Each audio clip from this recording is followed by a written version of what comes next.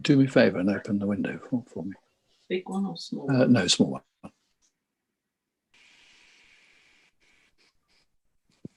Right, we should be streaming live now. Okay, thank you, Liz.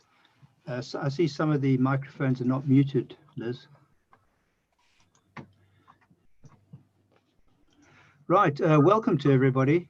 Thanks for joining us today for this planning committee meeting. And I trust all you and your families are well. I remind you again, of course, this is a meeting in public, not a public meeting. Not sure how relevant that is virtual, but I suppose we should say it. The meeting, of course, has been recorded and videoed as before. Everybody's aware of that. I'd be most grateful if everybody could ensure that they mute their mobiles, landlines, and any other devices they may have in their place. Could I ask the officers to introduce themselves, starting with Director of Place? Thank you, Chairman. My name is Barbara Childs and I'm the Director of Place. Good afternoon, I'm Emma Parks and the Head of Development Management. Hi, I'm Amy Richardson, Principal Planning Officer.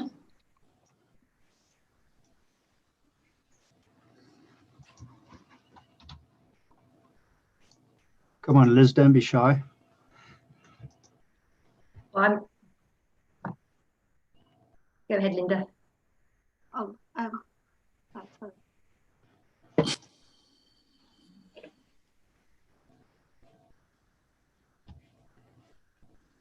Have we lost Linda?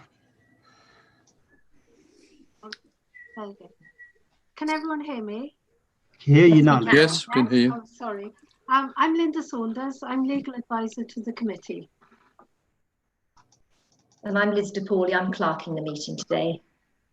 Thank you very much. Thank the officers for organising this meeting. Right, item 1, apologies for absence. I have apologies from Councillor van der Kloeg. Are there any other apologies you know of? Yes, we've had an apology from Councillor Mike Morgan. Thank you very much. I'd like to also advise the meeting that Councillor Wright did advise me in advance that he will have to leave the meeting at some stage, probably within the first 90 minutes.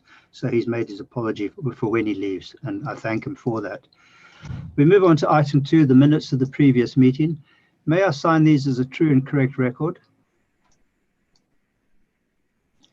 Right, I can see, Yes. I can see hands and things going up. I see Councillor Lloyd is seconding it, and there's obviously no queries on it. And as previously, the officers will arrange for these to be signed once we can get together again in a safe place. Item 3 is declarations of members' interests. Are there any declarations that members wish to make? Yes, Councillor Blackwell. yes. Item 10, I know the applicant there really quite well and lives near to me in the village, so I will not be speaking on that item. Thank you very much, Councillor Blackwell. Are there any other members who have declarations they wish to declare? I have a small one, if that's all right, Chairman. I frequently drink in the pub on agenda 8 and 9, but I don't know the applicant. I just frequent the premises occasionally. I think that would apply to most people's, and I don't think it is a concern, but I'll just check with the legal officer. I presume. I have already checked. Oh, okay. Thank you very much. Therefore, are there no more declarations? There are no more declarations. Announcements, as you probably already know, agenda item 6 has been withdrawn. Do the officers have any other announcements they wish to make? And I believe there are no announcements from the Chief Executive. We now will move on to appeals. You have pages 7 to 8, the schedules for appeals. Do any members wish to? Excuse me, Chairman. There is something I need to read out at the beginning of the meeting regarding procedure.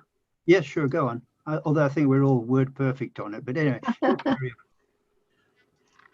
Is it okay if I read it out now? Yes, read out now, that's fine. Yeah. Thank you.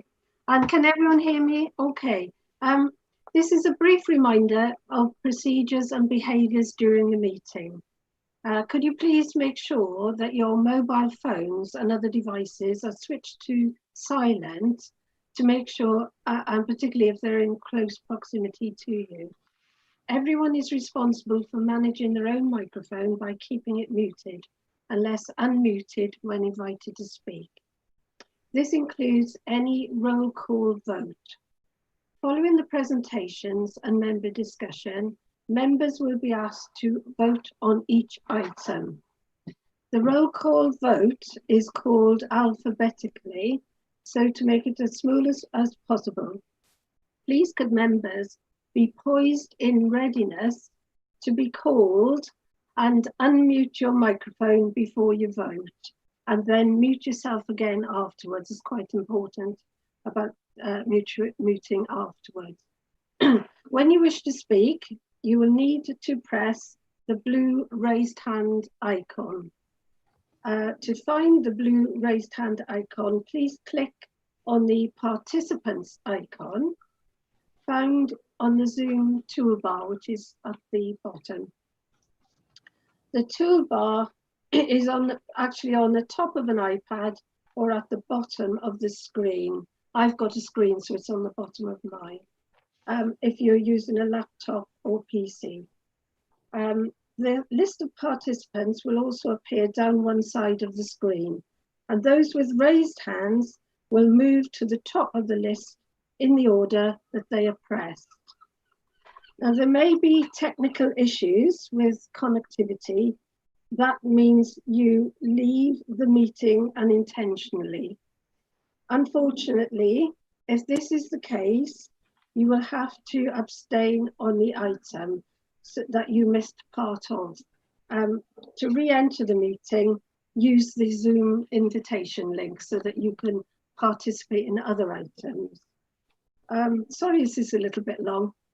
If a councillor has an interest and does not wish to attend part of the meeting, the hosting officer will put them in a waiting room and return them to the meeting when the item is finished. The meeting is live streamed and you will be seen and heard by members of the public. So it is important to behave professionally at all times. There may be a few seconds delay between the end of the meeting and when the live stream and recording has stopped, so bear that in mind, please. Some members of the public are making representations by video recording, which will be played at the relevant time. And members of the public or parish council representatives wishing to participate in the meeting will be held again in a waiting room by the host until it is their turn to speak.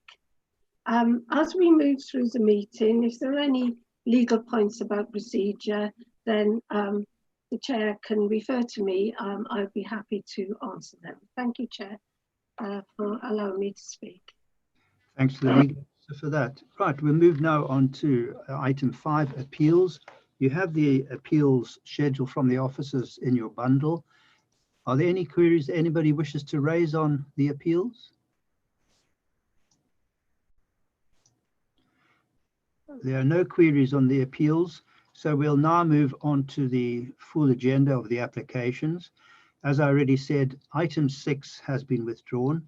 We'll therefore move on to item 7, which is the erection of a detached 2-storey dwelling, new vehicle pedestrian access onto Littleworth Lane, land between South Lodge and Minister House, Littleworth Lane, Partridge Green. Would the officers care to do a presentation, please? Thank you.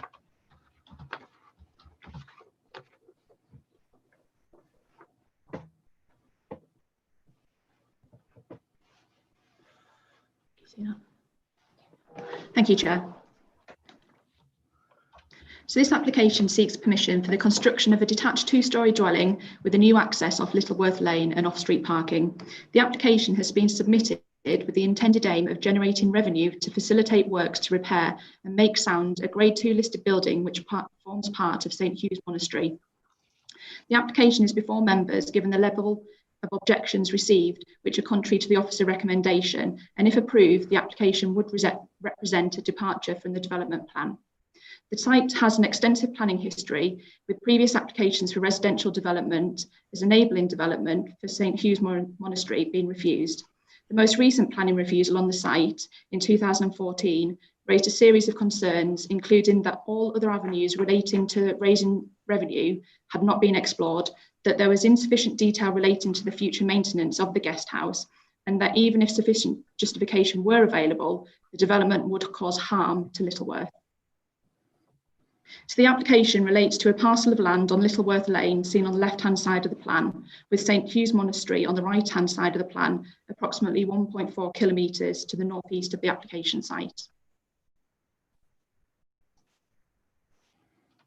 The application site, which is on the left-hand side of the aerial image, forms the western extent of the St Hugh's estate and is currently an open area of land with links through to the east. St Hugh's itself, which is on the right-hand side of the photo, is located on the western side of the A281, approximately 1.5 kilometres south of Cowfold. The area between the application site and St Hugh's is predominantly made up of open fields and woodland. So the application site is situated in a rural location outside of any defined built-up area boundary, although it should be noted that Littleworth is being considered as a secondary settlement within the local plan review. However, this site would be located outside of that boundary. The site is located on the eastern side of Littleworth Lane, to the south of South Lodge and to the north of Minster House, with a terrace of properties on the opposite side of Littleworth Lane being listed. Public rights of way run to the north and south of the wider area. The monastery comprises a Grade 2 star listed building and was built to house approximately 200 monks, but has never been fully occupied, with 30 monks present in 1883, 70 in 1928, and 22 in 1984. It is understood that more recently, 26 monks are present within the monastery. Historic England have previously advised that St Hugh's is one of Horsham's most significant heritage sites. During the construction of the monastery, the monks occupied a neighbouring building dating from 1866, which is located to the southeastern corner of the complex and is outlined in red. This building is Grade 2 listed in its own right and is an integral part of the wider monastery site.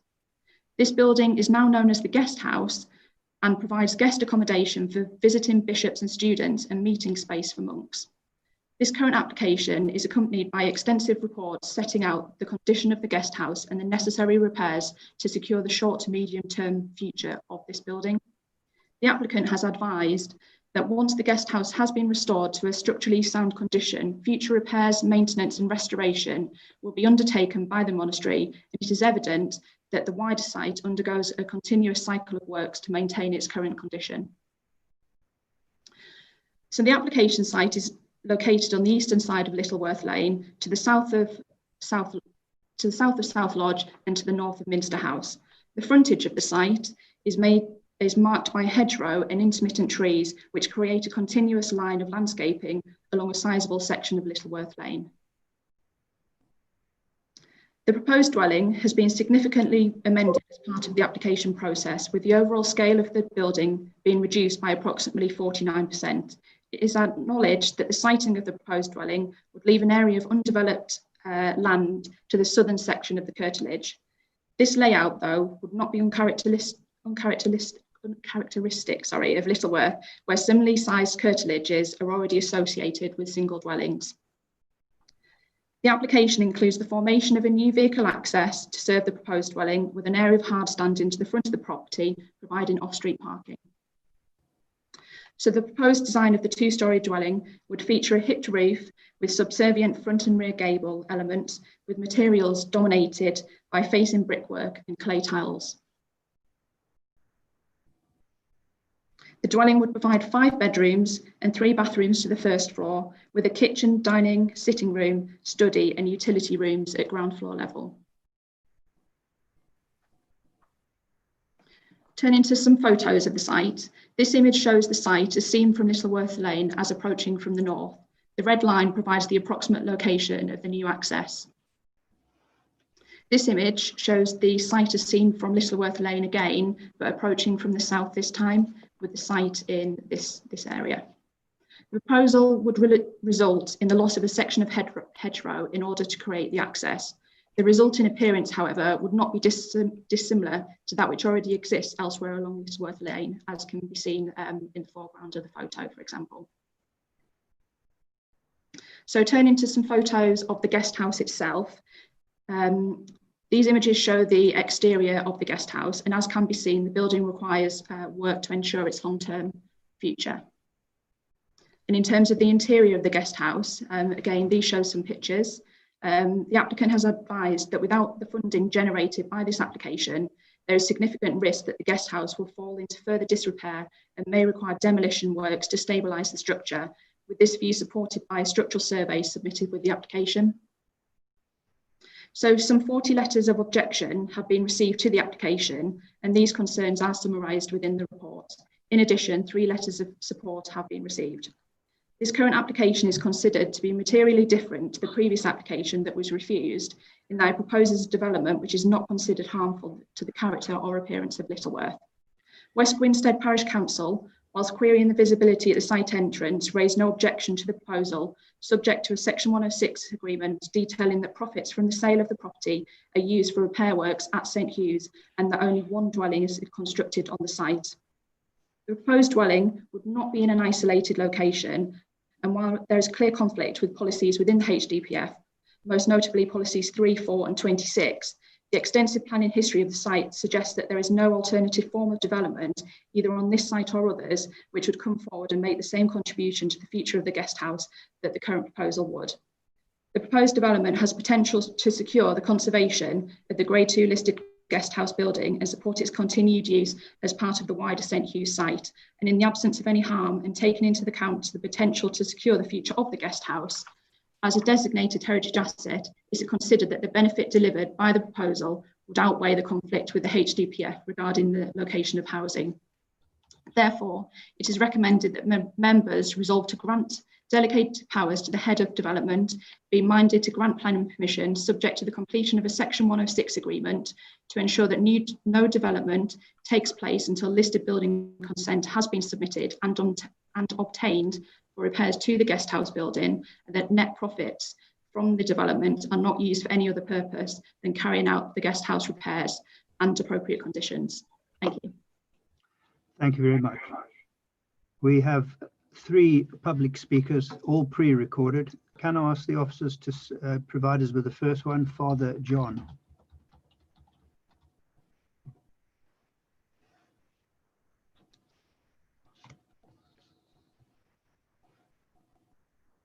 Good afternoon. My name is Father John. I have been the prior of the monastery for 20 years. I would like to say how important is the guest house to the community. First, let me tell you about our life. We are about 25 monks and follow a way of life that originates in the 11th century, a life devoted to prayer by day and by night. We live in total solitude, except on Sundays when the community meets. We do this in the guest house, for it is the only building in the whole monastery in which rooms are large enough. Without this place, our monastic life would be unbalanced and unsustainable. Moreover, without the building, we would have nowhere to receive and accommodate guests. Unfortunately, it is dilapidated and unsafe. We still use it, for we cannot do without it.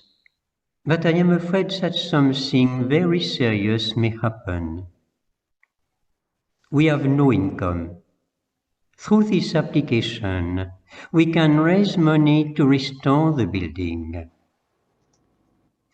We have a thriving community.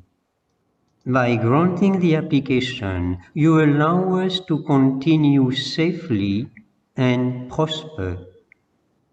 Our presence is the best assurance for the preservation and upkeep of the whole monastery complex.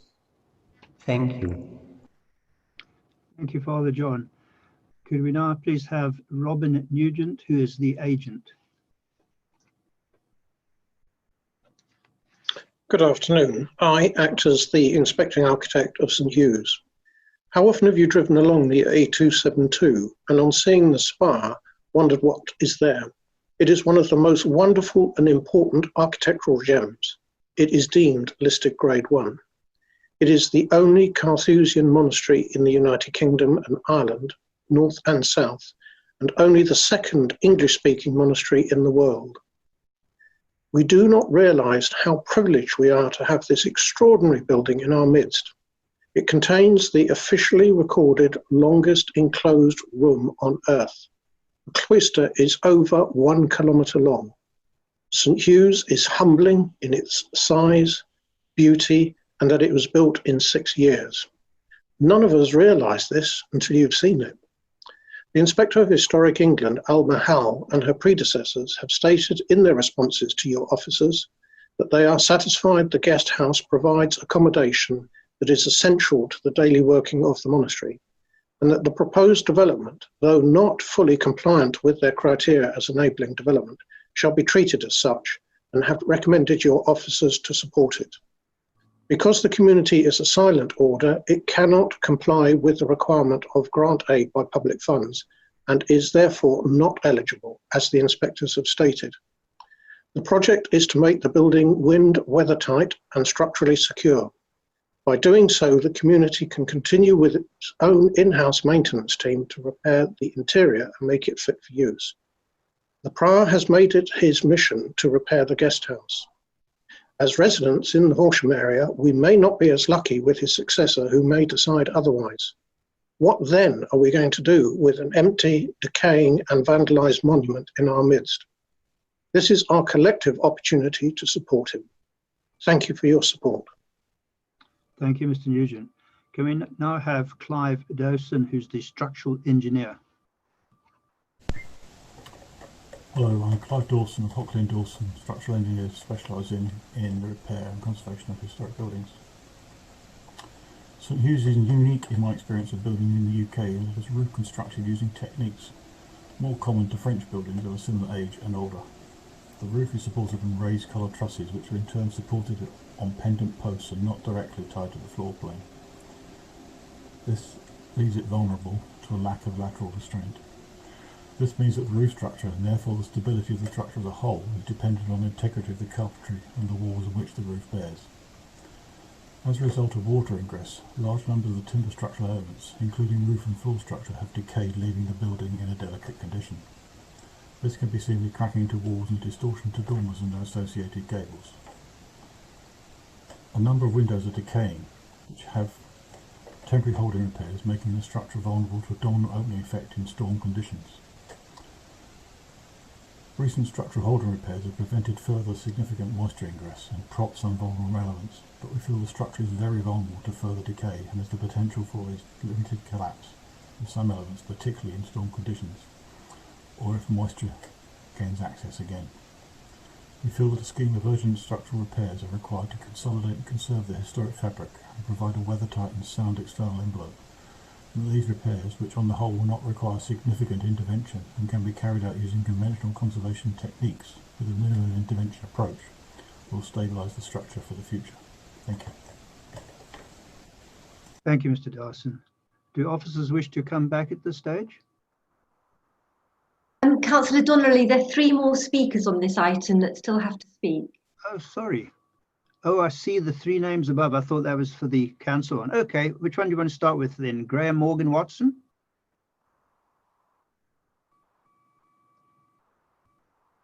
Littleworth residents proposed the one house solution to end 20 years of repeated planning applications by the monastery. The aim was to minimise the impact of flooding and burden on sewers, and to ensure maximum highway safety, as well as to end any possibility of any further development on this land or provide access to backland. The current plan does not meet these criteria.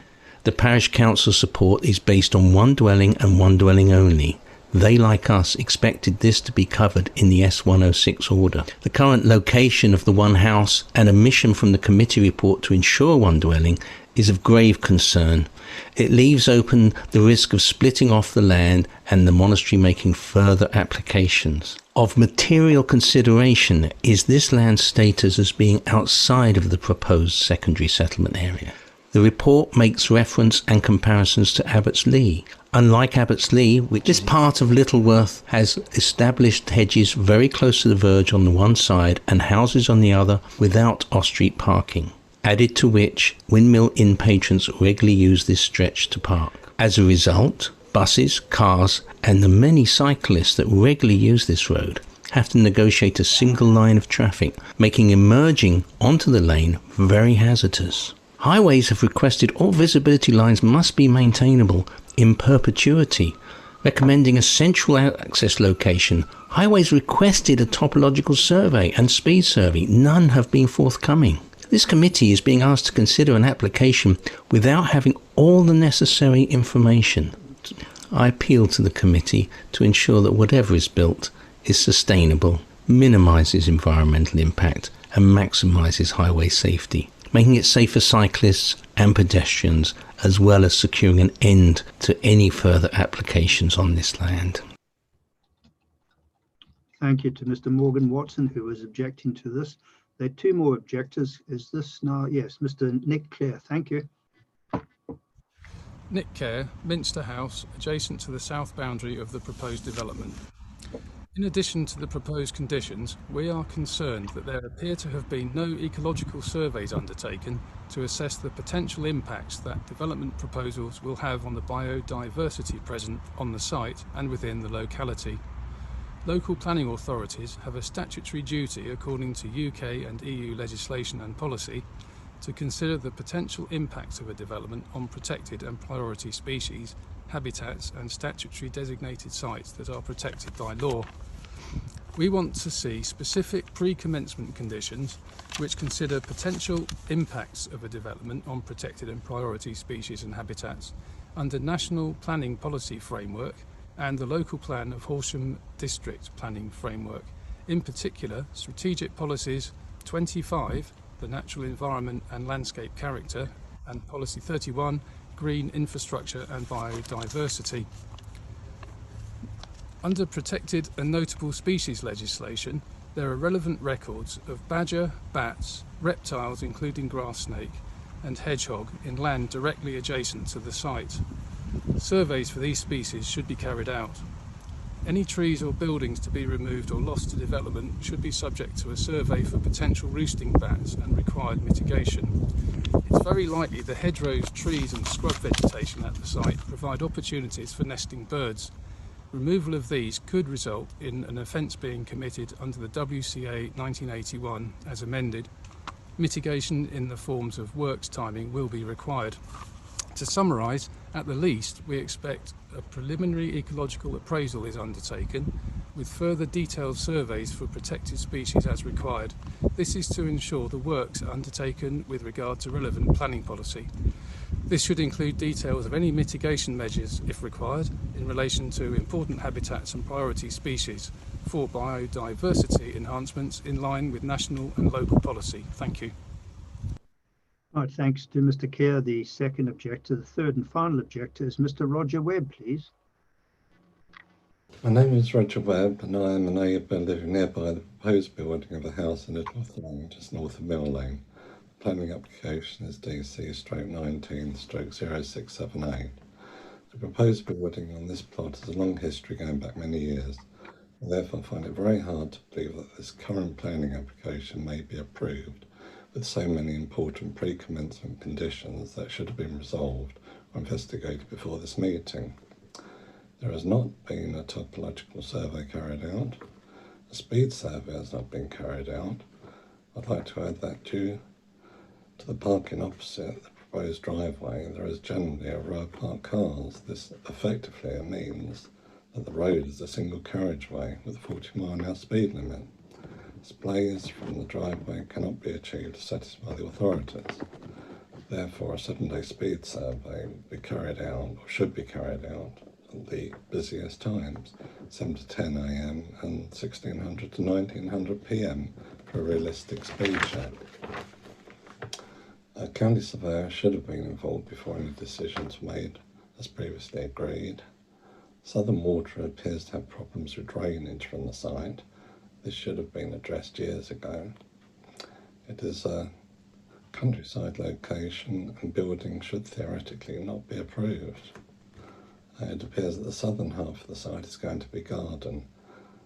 The monastery representatives have stated that only one house will be built on the site.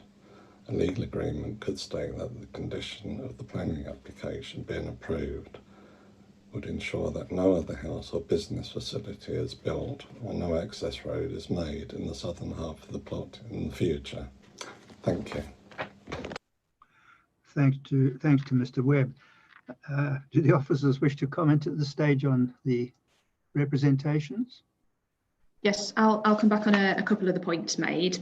So in terms of the splitting of the site, it is acknowledged that the siting of the dwelling would leave an area of undeveloped land to the southern section of the curtilage. However, officers consider that this wouldn't be uncharacteristic of Littleworth Lane and the similar kind of layout in the locality. And whilst the current application doesn't propose any development on this section of the site, any future applications for any further development, any further housing on that site would be considered should an application come in and on its merits at that time. In terms of ecology, no concerns have been raised with regard to the previous applications. However, if members are minded to approve the application and are concerned about this, then a condition could be imposed requiring an ecology survey to be undertaken prior to commencement of development and any identified mitigation measures carried out. In terms of visibility, West Sussex County Council have requested that a plan showing visibility displays should be provided either within the ownership of the applicant or on publicly maintainable highway.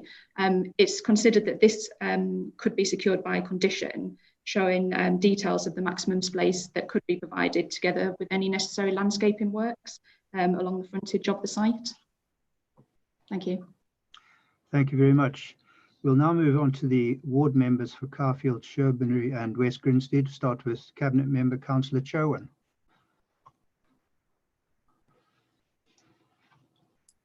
Brian, can you ask Lynn to go first? Oh, certainly, if you wish. What a gentleman. Could Councillor Lambert go first? Thank you. Thank you, Chairman. Right, yes, it has a very long planning history. And it should be pointed out straight away that they can achieve a lot more money in other areas. They own a house not far from the monastery, which they let out, which is worth about 4 times what they'll raise from this. They also own land on the other side of the 281. Back to this. Typographical 6.13. Littleworth is not a road, it's a lane. And the public benefits will only apply if you happen to be male. 621. It is acknowledged that the siting of the proposed dwelling would leave an area of undeveloped land to the southern section and it wouldn't be out of character. No, it wouldn't, but you can't site South View. South View is the end of a Victorian terrace and it's not a detached dwelling. It just happens to be there and the rest of the land never got developed. 622. The application includes the formation of a new vehicular crossover to serve the proposed dwelling. The frontage of the site is currently marked by a hedgerow and intermittent trees. It also has a damn great electricity pylon, 2/3 of the way down. So 2/3 from South Lodge and 1/3 up from Minster House. So the access has to go either side. So it clearly has to go to the north. This restricts the visibility displays. Those visibility displays are critical. West Sussex wanted the visibility displays wide enough so that visibility was not an issue. As has already been said, Littleworth Lane at that point, where they took those photographs at what time, I know not. I have never, in the time I've lived here, walked up that lane when it wasn't a continuous line of parked cars on the western side. From the properties that are there, which are Victorian or older, and do not have parking on their land, so they're parked on the lane. Also, the windmill, people park there to go to the windmill, which means in effect, as has been said, it's a single carriageway. Vehicles travelling south from the 272 come from a de-restricted zone into 40 miles an hour. At the point they will pass this entrance, they will not be doing 40.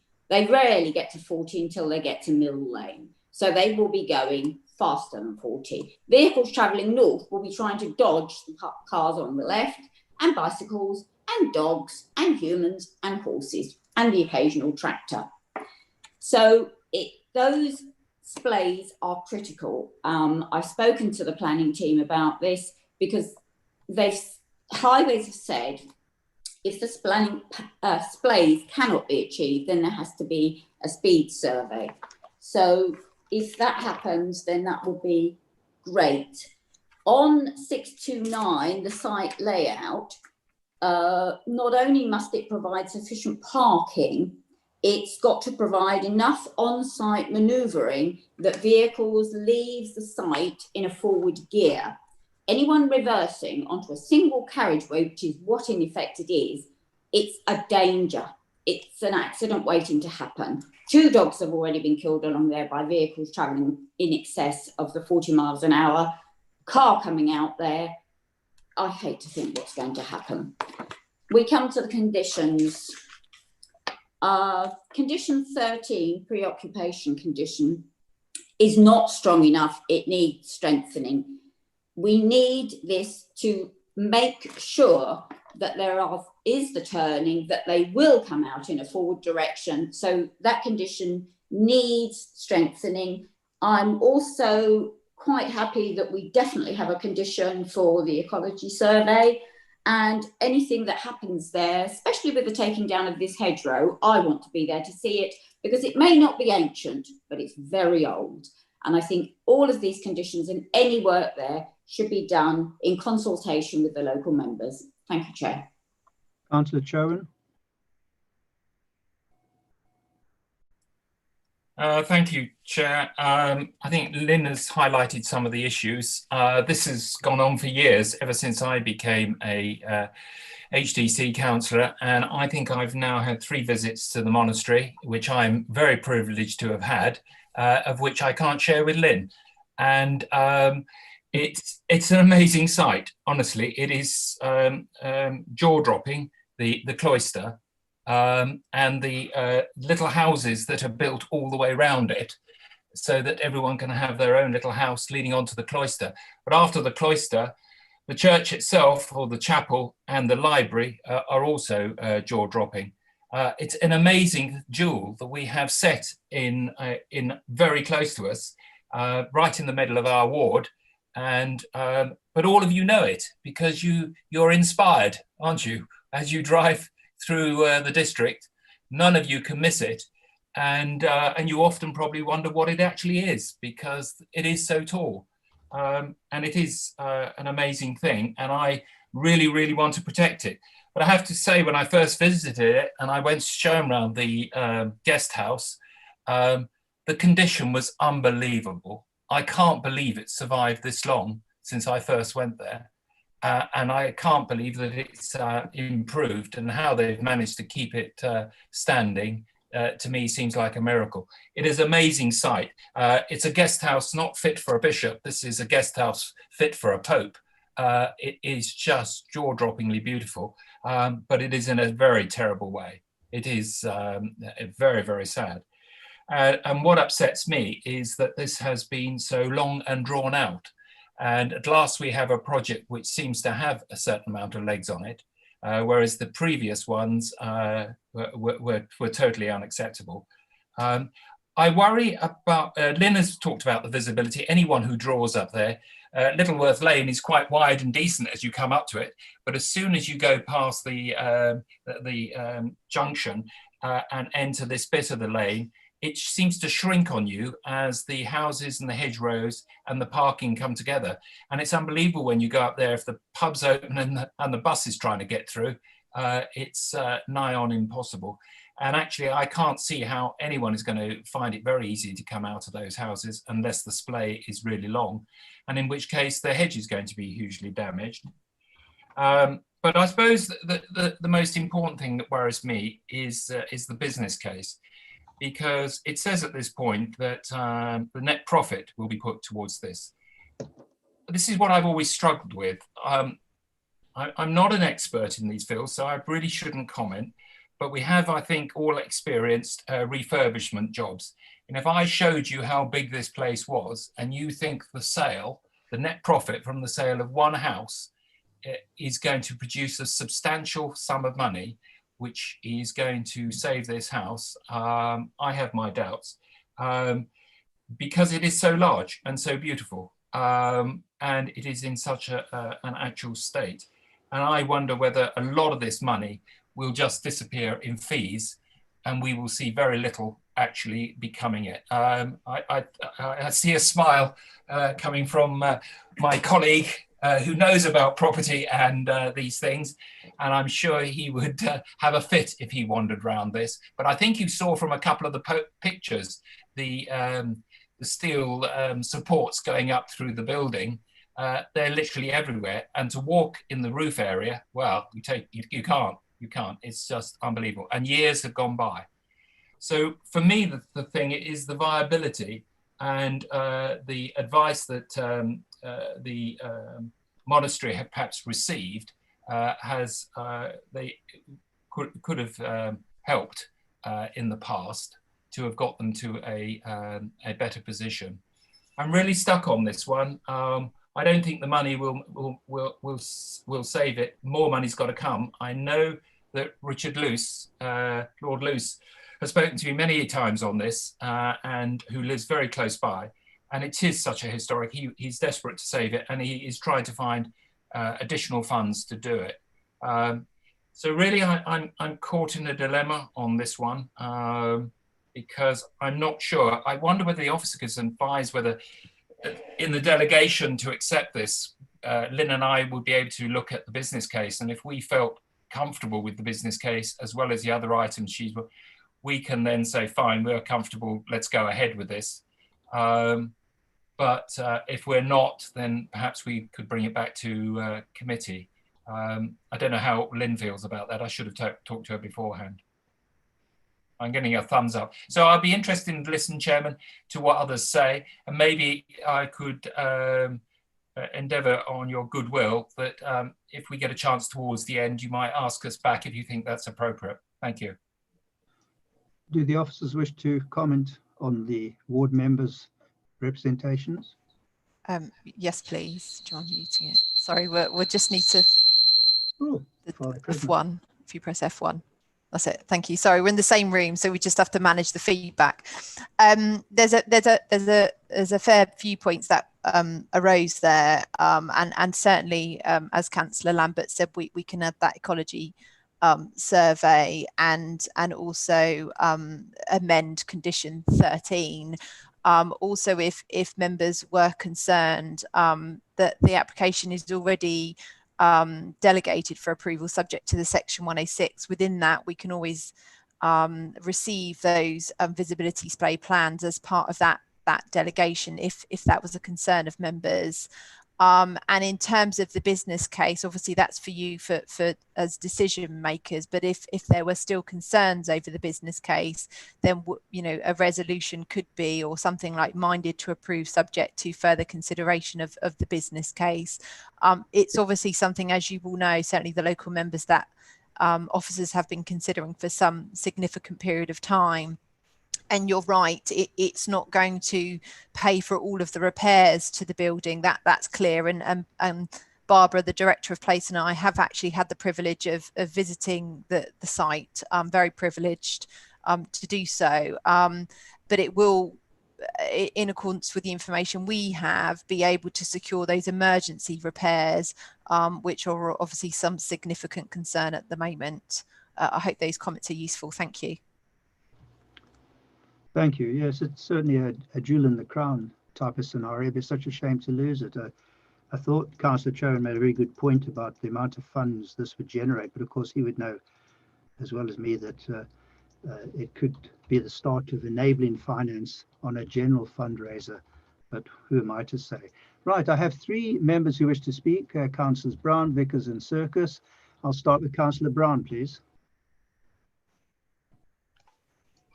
Thank you, Chairman. Just some advice, really, before I make my mind up on this one, from officers and perhaps legal services. I was under the impression, and I might be wrong, that we should be assessing these planning applications based on the merits of the application, our own policies and planning legislation. And I'm just wondering how relevant the business case is. I understand the connection with any conditions that we may wish to apply, but I'm wondering whether we're at risk here of letting something through or agreeing to a planning application where we perhaps wouldn't do otherwise if there was no business case attached and no asset and a jewel in the crown and the wonderful monastery and associated buildings that we're trying to save. I'm just trying to work out the relevance of it. Perhaps I could get some advice on that point. Head of planning.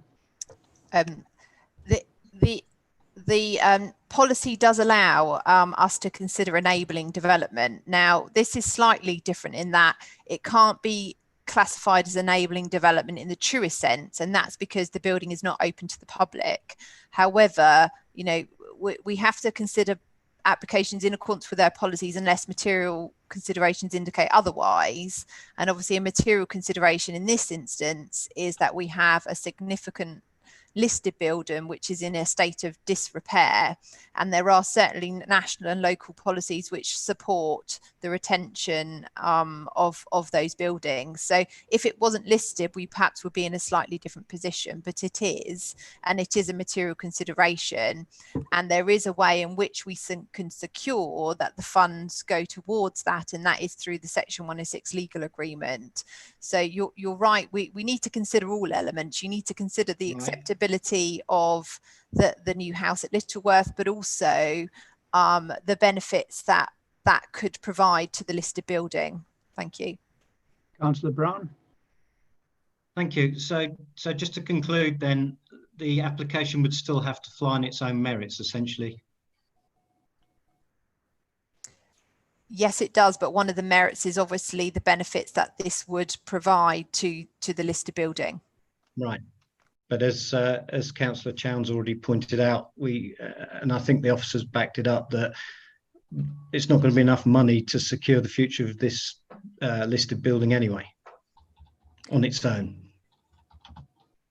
It will secure the emergency repairs for it, Right. but there would need to be further funding to get it up to kind of a livable standard.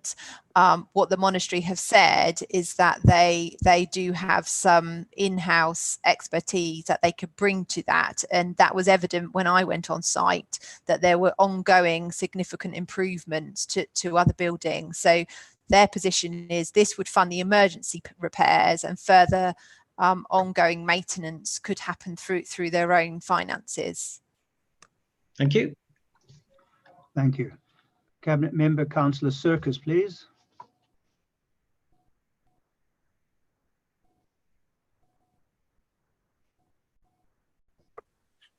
Thank you, Chairman.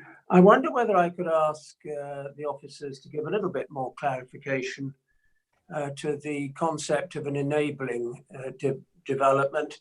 My experience of an enabling development was the Thacum Mushroom Factory, which was a very substantial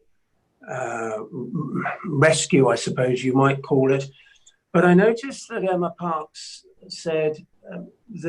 appeared to say that the reason this couldn't be regarded as constituting an enabling development was because the premises were not open to the public.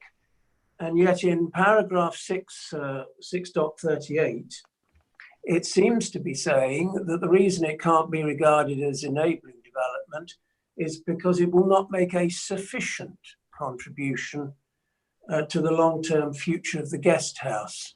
So I wonder, Chairman, whether the officers could give us just a little bit more clarification about what actually constitutes an enabling development, because it seems to me if it does make a contribution, logically most people would think it ought to be regarded as enabling. But perhaps a more technical explanation could be given by the officers. Thank you. Head of Development. in terms of the report, that it is English heritage in terms of what would constitute funding and from their assessment. Obviously, from an officer point of view, we might have a more general view of it, but that's technically what the English heritage definition is as per the report, to be able to offer additional funding. So in our view, it does provide some form of enabling development, but not technically by the definition of English heritage, but we have to have regard to the benefits that it provides, and I think we should probably not get too caught up with the definition of a word. It's more about the benefits that it could provide the guest house in terms of those emergency repair works, which is a material consideration which we must give weight to in our decision making. Thank you. Councillor Serkis? Yeah, so making a partial contribution in this case can be regarded as an enabling development, which seems to contradict what seems to be said in paragraph 638. And I'm not quite sure. Emma said that if it wasn't open to the public, it couldn't at all be regarded as an enabling development. Because I remember with the application we had in Thacombe, it was very important in that case what constituted an enabling development, because we were able to depart from the normal policies of the council. So it seems to me in that case, the definition of an enabling development was quite important, but I'm still a little bit unclear as to whether this is an enabling development or not, because I think Emma Parks said it was a partial enabling development or some such words. I wonder whether we could get a little bit more, just a slightly more clarity on this, please. Thank you. Head of Development. I'm sorry if I've not been clear. I think technically it doesn't meet the definition of enabling development, but I think we still need to consider the benefits, and obviously that's what's detailed in the report. It does provide what we consider significant benefits to the guest house in terms of securing those emergency repairs, and in the event that permission is granted, that can be secured through a legal agreement to ensure that that does happen. Thank you. Thank you. Yeah, I probably set the enabling hair running when I mentioned it. Following Councillor Chowan's remarks, I saw it as from a pure financial point of view and a charity fundraising point of view, where once you can get some sizable funds in, it does help to get the ball rolling. But I thank Councillor Serkis for his remark. We have 4 speakers, and these will be the last 4 speakers. We'll start with Councillor Jupp, please.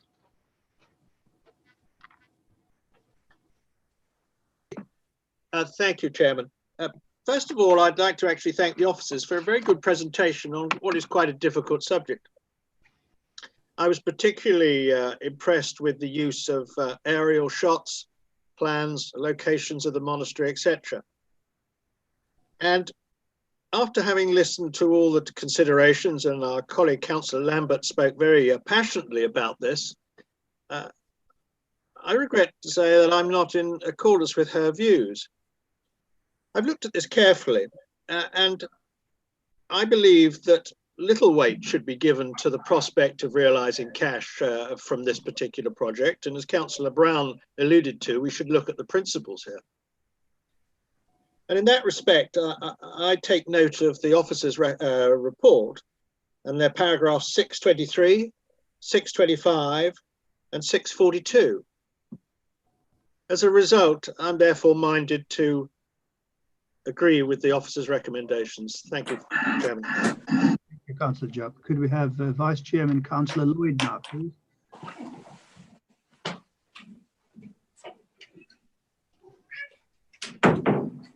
Thank you, Chairman. Yes, I've listened to the comments made by the local members, but I'm inclined to agree with Councillor Jupp and Brown here, because if you take the design of this development purely as a standalone, to me it's a very sympathetic design to the location, and I think the laudable intention to use the net profit of this site to fund the emergency repairs at the guest house, as I said, although laudable, I think should be secondary. I think for me, there doesn't seem to be any tangible harm here. And I think the officers have pointed that out at the end when they said that the development outweighs any departure from the policies, and I would agree with that. I note, though, West Grinstead Parish Council's comments, and the officers, for that matter, about the actual location of the house on the site, whether that does leave it open for further development. As far as the things like the visibility displays that were raised by Councillor Lambert, and also I think the drainage was also an issue. I think I'm right in saying that these are being covered under conditions 3, 5, and 6, but perhaps the officers can confirm that. But I do agree that there should be an ecology survey, and I would suggest also the involvement of local members. So I shall be probably voting in support of the officers' recommendations, subject to the ecology survey and the local members' involvement. Thank you, Chairman. Thank you, Councillor Lloyd. Could we now have Councillor Croker?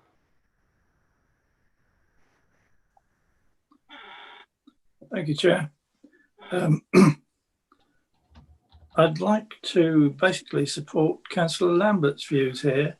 I think the lack of an ecology survey is a major omission, and I share her concerns about visibility displays and what that's going to do to this hedgerow and indeed some of the trees there.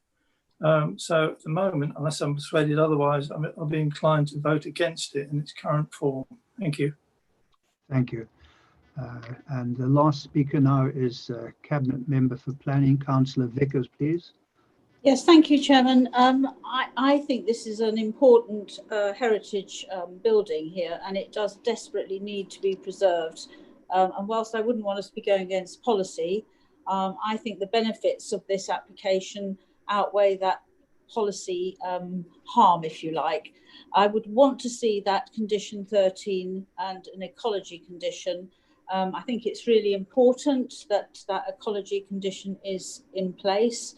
And I will be supporting the recommendation on the basis that these emergency repairs need doing, and hopefully the long-term future of that important building can be preserved. So whilst I hear what the local members' concerns are, I shall be supporting the officer's recommendation. Thank you. Thank you. Do the officers wish to comment at this stage before I go back to the local ward members? Officers don't wish to comment at this stage. Sorry, we're just muting the other microphone. Just from an officer's perspective, say obviously we're happy to add the ecology condition to amend condition 13, and in amending condition 13, I think we should remove condition 5 because we can cover that within an amended condition 13. So officers of the view we can add those to the recommendation. Thank you. Councillor Lambert, have you a position on this now? I'm not very happy, but I think we're getting to the point where there's not a lot more we can do, is there? Councillor Chowan? Yes, Chairman. I would like the condition that we have a look at the business plan and the members feel happy with that, because this is all done. This is all about money to a certain extent. And we have to be sure, because otherwise, if we're not going to get any money from building this house, we're not going to make any contribution. And I want to be absolutely sure that we're okay on the business plan. So if you can just add that as a condition and grant it as we're in favour of development, subject to local members being happy with the condition and the other conditions that have been applied as in the submission by the officers. I'm happy to go along with that and support it. So the three factors to be put into it sounds like, if possible, the business plan, ecology survey, and the access. Head of Planning, do we now approve this under a delegation to officers and local members or straight approval? Could I just get some advice from my legal colleagues, please? If members are inclined to add to the resolution, it should be delegated to include considering the business case. Do we need an alternative motion put forward? Thank you. Yes, if I could advise on that, yes, you do really. You're not approving the resolution as it recommendation as it stands.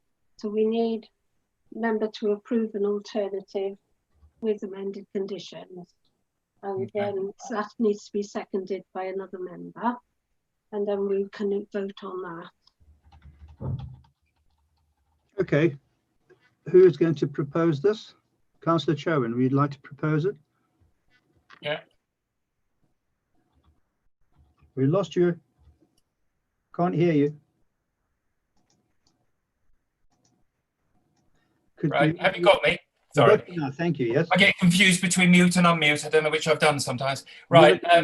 I'd like to propose those additional conditions, and ask if there's a seconder, and ask members to support us, because we're just absolutely making sure we're getting this right. Thank you. And the conditions you're referring to is business plan, ecology survey, and access. Yeah, displays. Yeah, thank you. Is there a seconder? I see Councillor Lambert raising her hand to second it. We now go to a vote on the proposal. Yes, Head of Planning.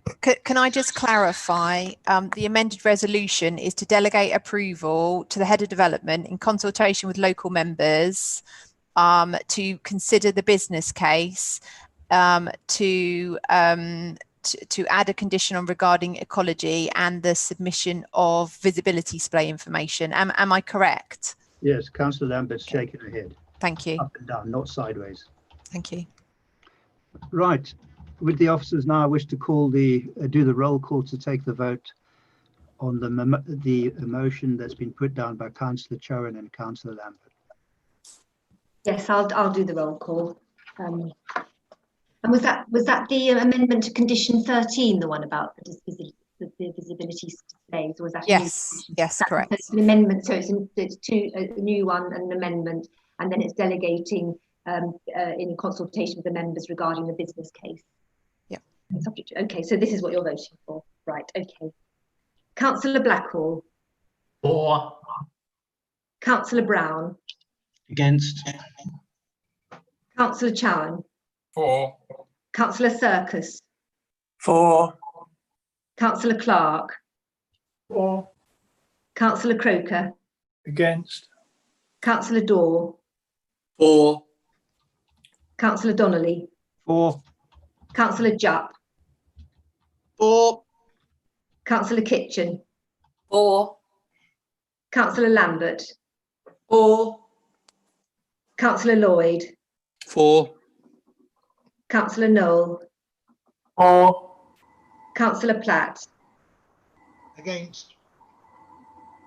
I don't think Councillor Potts is here. Councillor Rowbottom. For. Councillor Saeed. For. Councillor Sanson. For. Councillor Vickers. For. Councillor Wright. For. That's 16 for and 3 against. I agree with your accounting. That motion is now carried. Do we still have to vote on the first motion or not? Yep. Okay. No. Okay. No. Right. Thank you very much. That's item 7 done. We now go on to item 8.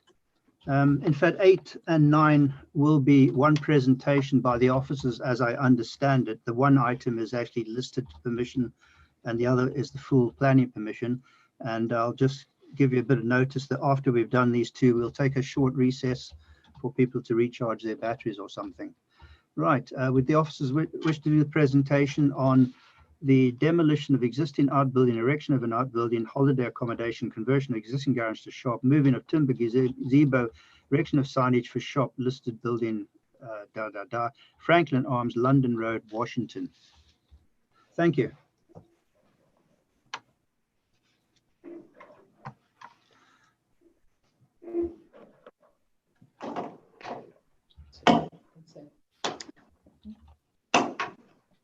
Thank you, Chair. So yes, it'll be a single presentation for both the listed building consent and the full application, but separate votes will need to be made on both of the applications. So these applications seek listed building consent and full planning permission for the demolition of the existing function room to the rear of the Frankland Arms, the conversion of the existing garage side of the public house to a shop, and the repositioning of a gazebo within the beer garden area. The internal alterations within the bar area have been removed from the scheme following concerns raised by the Council's Conservation Officer. The applications are before members given the number of letters of objection received, which are contrary to the officer's recommendation. So the Frankland Arms Public House is located within the village of Washington and is wholly within the South Downs National Park. The building is Grade 2 listed, located within a conservation area as outlined in blue, and there are a number of listed buildings within the vicinity which are outlined in yellow. The application, the building is Grade 2 listed, located in a conservation area, and the application seeks the demolition of the function room to the rear of the building, the conversion of the garage to the side of the building to a shop, and the relocation of the gazebo, which I believe is used as a smoking shelter, slightly further north. So the public house has a car park to the side, and then has a garden area to the side, and which wraps around to the rear. So the existing function room to the rear of the building will be demolished and replaced with a single-storey structure providing 4 holiday accommodation units. The existing garage structure to the side of the building will be converted to a shop. 4 trees to the rear of the proposed holiday units along the southern and western boundaries of the site in these locations will be removed to make way for the holiday units, along with 2 trees within the garden area as well. So as can be seen on the plan, the holiday units, which are on the left-hand side of the slide, will each provide limited facilities, including a bed or beds in the case of one of the units and a bathroom. No kitchen or cooking facilities are proposed, as it's anticipated that customers will dine either at the Frankland Arms or at other local establishments. The shop to the side of the building, which is at the bottom of the plan, will provide everyday provisions such as bread and milk, and will have a floor space of some 35 square metres. So the conversion of the garage to a shop, as seen in the top image, will involve limited external alterations, with the main alteration being the creation of an entrance within the existing garage door opening and the installation of a ramped entrance. So the garage door opening is on this side. The bottom plan shows the outline of the holiday units as viewed from the side. So the top plan shows the holiday units on the right-hand side, which will have a pitched roof and hipped gable ends to the north and west, and measure to a maximum height of approximately 4.7 metres. To the northern elevation, the holiday accommodation will include 2 pitched roof entrance porches, and to the south, to the rear, there is a smaller addition which will house bins and other services. The bottom plan shows the proposed entrance to the shop here, which will be created within the existing garage door opening, and also the rear elevation of the holiday accommodation, which includes a number of high-level window openings to the bathrooms. So turning to some site photos, the photos on the left-hand side of the slide are the existing garage building, which is to be converted to the shop, with the photos on the right-hand side of the slide showing the existing function room. Working around the images clockwise, the top left photo shows the function room and its relationship with the properties to the rear. The top right-hand image shows the pub with the garden area, and you can just see the gazebo in that location there. The bottom right-hand photo shows the position of the existing gazebo, which will be moved 4 metres this way towards us. And the bottom left-hand photo shows the rear of the site as viewed from the car park area, with the holiday accommodation going in this area here. So some 18 letters of objection have been received to the listed building consent application, and 35 letters of objection from 18 households to the full application. 2 letters of support have been received to the listed building consent and 11 letters of support to the full application. But these comments are summarised, within the reports. Washington Parish Council support the proposals. However, they have advised that they are mindful of concerns raised with regards to the proposed tree works, lighting, and the relocation of the gazebo. The Council's Conservation Officer supports the proposals, considering that the existing function room is of no historic significance and that proposed uses will ensure the ongoing use of the building as a public house. Additionally, he considers that the proposed works would not prevent an understanding or appreciation of the building and its historic use in relation to the pub. The proposal would involve the removal of a number of trees and works to other trees within the existing beer garden area. The Council's Agricultural Officer has not raised any concerns with the removal of these trees, and whilst considering that they contribute to the overall screening of the Franklin Dams when viewed from neighbouring residential properties, are not of any special merit to warrant their attention. Any future works to these trees, to the trees within the curtilage of the property would require permission, given that the site is located within a conservation area. The existing timber gazebo within the pub beer garden area is to be resited approximately 4 metres north, and is currently 3 metres from the nearest property. So just to point out, is in this kind of location is to remove 4 metres further north. At present is 3 metres from the neighbouring property, and the resulting distance will be approximately 6 metres. The proposal to provide a small community shop and holiday accommodation units is considered appropriate in the context of the existing public house use and will complement the existing community asset within the settlement of Washington. And therefore, for the reasons set out in the report, both the listed building consent and full application are recommended for approval, subject to the conditions as set out in the report. Thank you. Thank you. As Councillor Wright is either left or leaving shortly, I'll call him to speak first for the ward members. Councillor Wright? Thank you, Chairman. I've full sympathy for local residents. This is quite a large change to the definitely the size and probably the busyness of the pub. That being said, it is in dire need of investment. I don't know how many of you have been recently, but the interior and the exterior are well aged, and this investment represents a significant amount of money by the current proprietors, and potentially will build a very sustainable business. The holiday lets in particular are greatly needed in the local area, and I'm sure the cabinet member for the economy might be able to speak more to that.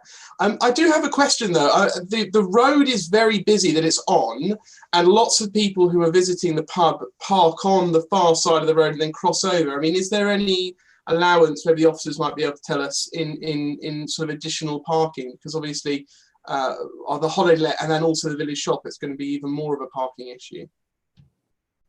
Hill planning? So just to come back on that point, so the Parish Council have asked whether or not there would be any provision to erect some signage to kind of make sure that potential customers are aware that there is a car park available rather than parking on street. We don't consider that there is any provision to do that necessarily. And West Sussex County Council have actually commented that there is sufficient parking on the site. So just to give you some numbers, so whilst the existing car park isn't kind of got any line, so it's really very informal, West Sussex County Council estimate that there's potential to provide 20 spaces, and estimated that the shop would require 2, the holiday accommodation would require 4, which would relieve, a number of spaces would remain for potential customers. Well, I do hope, I mean, maybe my other ward members will be able to comment as well, but I think the parking is a big issue. That road is very busy.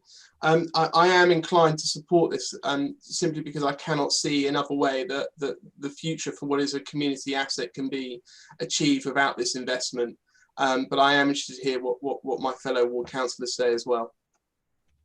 Thank you very much. Chair of the Licensing, Councillor Sanson, who possibly can give us a licensing update on the site.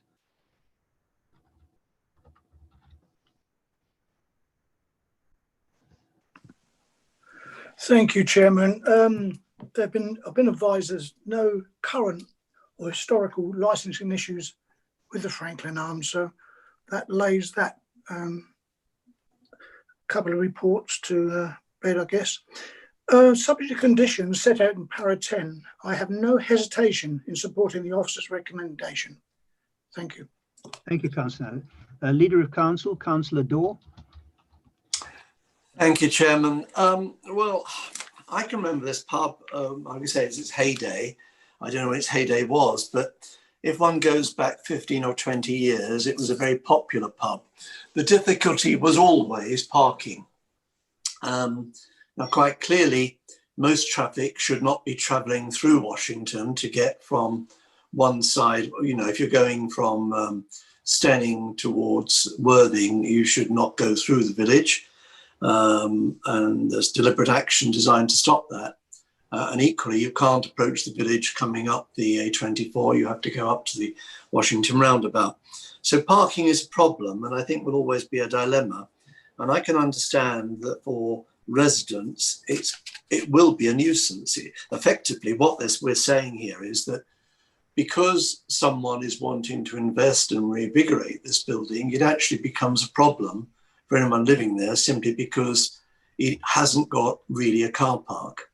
And it would be ideal if we were starting again, it would be given a car park and we'd be looking into that. So it is a bit of a dilemma, but on the other hand, really, if we don't do something with this pub, it's never really going to take off. It's never really going to, I think, be maintained successfully.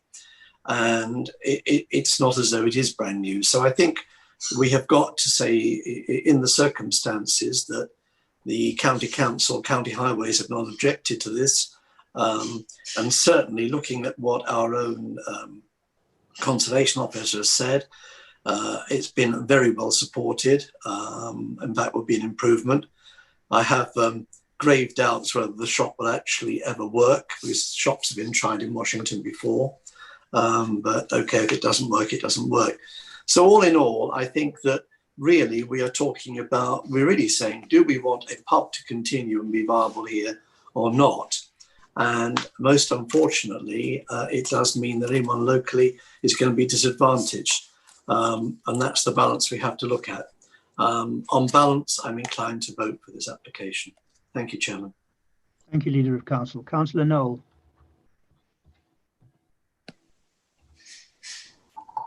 Thank you, Chairman.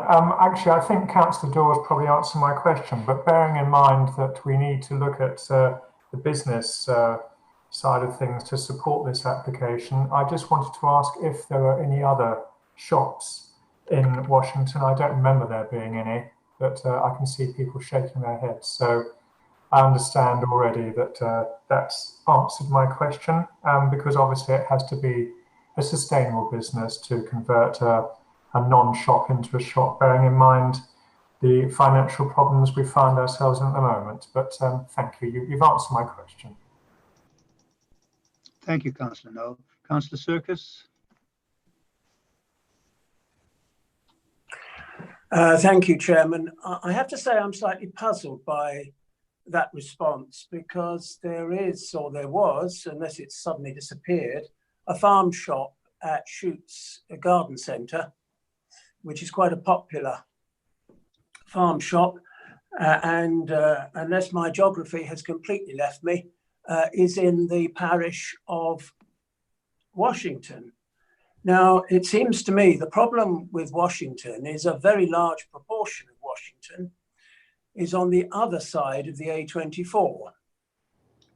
And therefore, I suspect that it would gravitate, is much more likely in terms of a local shop, gravitate to the farm shop at Shoots, or indeed the co-op just a little bit up the road at Ashington.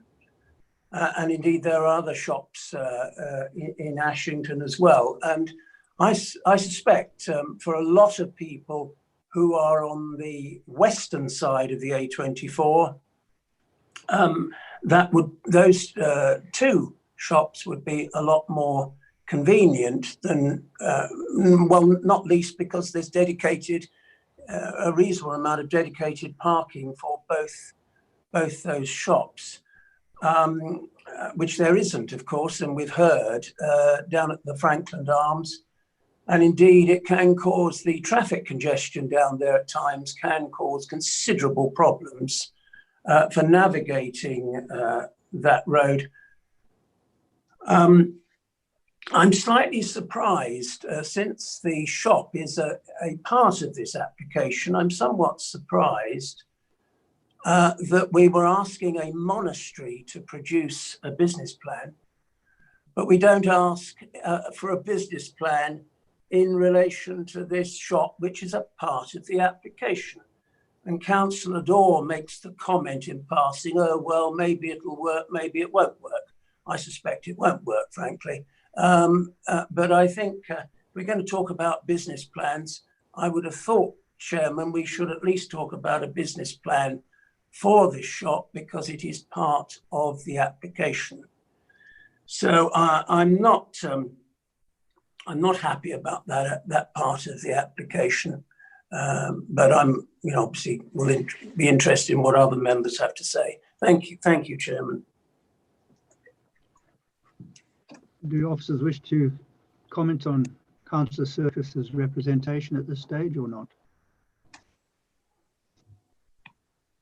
I just wanted to make members aware of kind of policy background in relation to shops. So policy SD37 of the South Downs local plan is supportive of small convenience stores outside of town and village centres that have a net sales area of less than 150 square metres and where they're to meet everyday shopping needs of the local community. And policy 7 of the Maid, Storrington, Sullington and Washington neighbourhood plan, again, supports it, changes of uses to shops, providing that, again, they meet a local need. Yeah, thank you. Okay, thank you. We have 3 more speakers. They'll be the last 3 speakers, and I would ask them to be brief. We have the Cabinet Member for the Economy, Councillor Clark first, please. Thank you, Chairman. In view of the fact that the pub has a clean bill of health from licensing, and also bearing in mind the change in the economy and the way people are doing shopping and things, I think the attempt to have a local shop in the village that has little or no facility is a good thing. And it's also, as one of the officers have pointed out, been supported by the SDNPA policies. So I would support this, especially in view of the business and to keep the pub running. Thank you. Thank you. Councillor Croker. Thank you, Chair. I'd just support what Councillor Clark said, actually. I was going to make that point as well in terms of local economy and the fact you can actually walk to the shop from that small hamlet of Washington, whereas to get to Ashington is a bit of a trek, really. The other thing I'd say is that the car park, there is a car park there. It's just, how can I say it, not very well structured in terms of it's just an open space. And I'm sure that loses some of its utility. Thank you. Thank you very much. Final speaker, Councillor Jupp. Thank you, Chairman. I agree with entirely what Councillor Paul Clark referred to in terms of local economy and providing a shop. Also, I do note, whilst we've been talking, I've looked up that this pub was closed for a year and only reopened about 15 months ago. I think in the current climate, the current economic climate, we should be seen to be helping local businesses like this. And I'm minded to vote in accordance with the officer's recommendations. Thank you, Chairman. Thank you very much. Before we go to a vote, do the officers wish to say anything else? Apparently not. Right, we've got 2 votes. Sorry, Chairman, could I just say, we do have 2 applications here, so we're going to have to make 2 decisions. Yeah, 2 votes. The first one is, as I understand it, the listed building consent. Am I correct there? Item 8? That's correct, Chairman, yes. Okay, so if the officers can now, this is agenda item 8, which is looking at the listed building aspects of an application. If the officers could now do the roll call on agenda item 8. Yes, which is recommended for approval. Yes. Councillor Blackwell. Councillor Blackhall, 4. Councillor Brown, 4. Councillor Chowan, 4. Councillor Circus, 4. Councillor Clark, 4. Councillor Croker, 4. Councillor Daw, 4. Councillor Donnelly, 4. Councillor Jupp, Councillor Jupp, Sorry, 4. Councillor Kitchen, 4. Councillor Lambert, 4. Councillor Lloyd, 4. Councillor Noel, 4. Councillor Platt, 4. Councillor Rowbottom, 4. Councillor Saheed, 4. Councillor Sanson, 4. Councillor Vickers, 4. Councillor Wright. 4. That's unanimous. Thank you very much. Could we now have a roll call for agenda item 9, which is that the application be approved subject to the conditions set out in para 10 of the report? I've been there. Councillor Blackwell, 4. Councillor Brown, 4. Councillor Chowan, 4. Councillor Circus, Abstain. Councillor Clark, 4. Councillor Croker, 4. Councillor Daw, 4.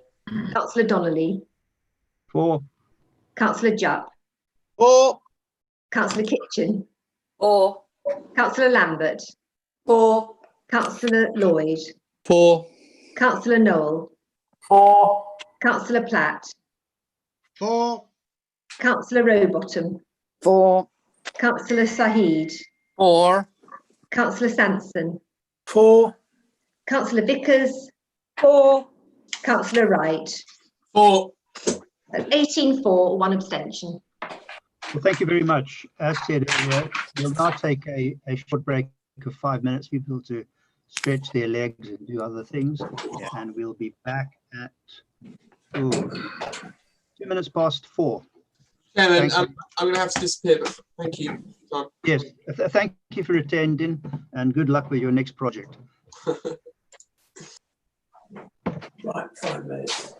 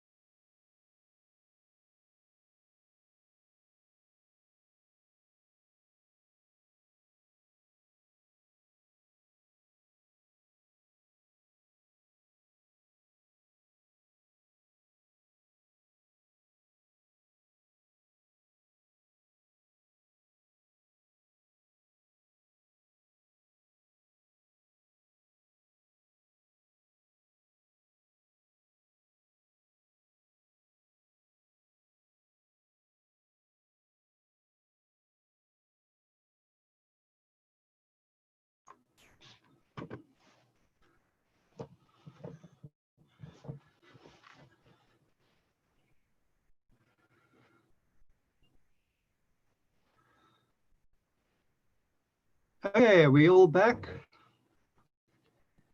Anybody need more time? Right.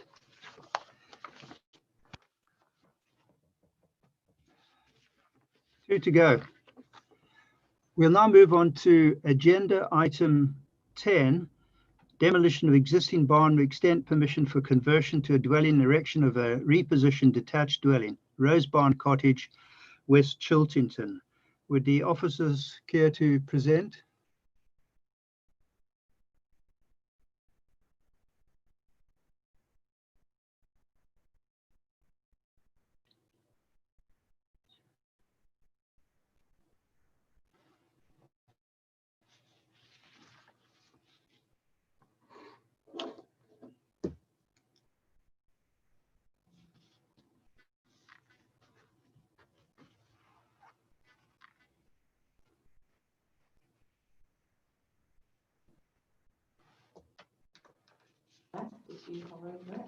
Sorry, I couldn't unmute myself. So this application seeks the demolition of an existing barn which has extant permission for the conversion to a dwelling and the erection of a repositioned detached dwelling. So the application is before members as the approval of the application would represent a departure to the development plan. So Rose Barn Cottage is a single-storey dwelling located at the southern end of Church Lane, West Chiltington. The site is located some 90 metres south of the built-up area of West Chiltington. The existing building on the site, which is in that location, benefits from extant permission for its conversion to residential granted under application reference EC 18-1112. So the application seeks the demolition of the existing building and the construction of a new build property approximately 60 metres to the west in this location. Within the wider site area associated with Rose Cottage, which is the main property there. The nearest property is Upperton, located some 60 metres to the east. So the existing building, which is to be demolished, is of a modest size with a footprint of some 60 square metres and a maximum height of 5.1 metres.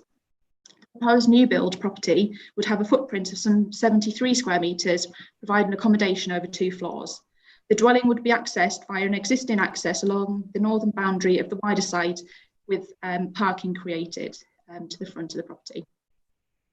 The proposed dwelling would be positioned closer to the western side of the site of the grassland area, allowing for the majority of this area to be maintained as existing. So that's that area, that location. So the scheme as approved was for the conversion of the existing building to provide a 3-bedroom dwelling with 2 bathrooms and an open plan living area. This permission remains extant and represents a viable and realistic fallback position for an additional dwelling on the wider site. So the proposed new build dwelling would incorporate the existing land levels into the design, with the dwelling sunk partially into the ground from the topography of the site, which slopes down from north to south. As a result, the proposed dwelling would have varying heights when viewed from the north and south, measuring approximately 5.6 metres and 6 metres.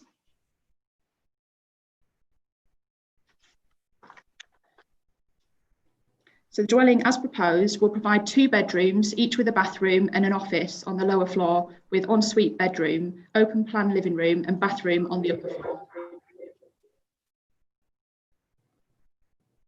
The photos show the existing building, which has permission for conversion to residential and which is proposed to be demolished. So the top left-hand photo. Access would be via an existing access along the northern boundary of the site, which can be seen in the left-hand side of the top 2 photos. The site is some 60 metres east of the existing building, which is Rose Barn Cottage, which can be seen on the right-hand side there. With the nearest property being Upperton, which is 60 metres to the west, which can be seen in the distance in the bottom photo. So no objections have been received to the application by the Council's Landscape Officer, with the Council's Environmental Health Officer recommending that a Phase 1 risk assessment is undertaken, which officers consider can be secured through a condition. In addition, no objections have been raised by West Sussex County Council Highways, Southern Water, or the Council's ecology consultant. West Chiltington Parish Council have, however, objected to the application on the basis that the site is outside of the built-up area therefore contrary to policy 26 of the HDPF, and that would not represent a replacement dwelling or be in keeping with the surrounding countryside. No letters of objection have been received from neighbours. Whilst the site is outside of any built-up area of a settlement, and therefore a new build dwelling would be contrary to the spatial strategy as set out in the HDPF, the principle of an additional residential property on the site through the conversion of an existing building has been approved, and this represents a realistic fallback position. The proposed dwelling is considered to be in keeping with the prevailing character of the area and is of a similar footprint to the existing building. No highway safety or landscape impact concerns have been raised, and it's not considered that the proposal would result in significant harm to neighbouring amenity. Therefore, for the reasons set out in the report, the application is recommended for approval, subject to the conditions set out at paragraph 7, which includes a condition requiring the existing building to be removed prior to commencement of development to ensure that both permissions cannot be implemented. Thank you. Thank you. We have 3 speakers pre-recorded in support of the application.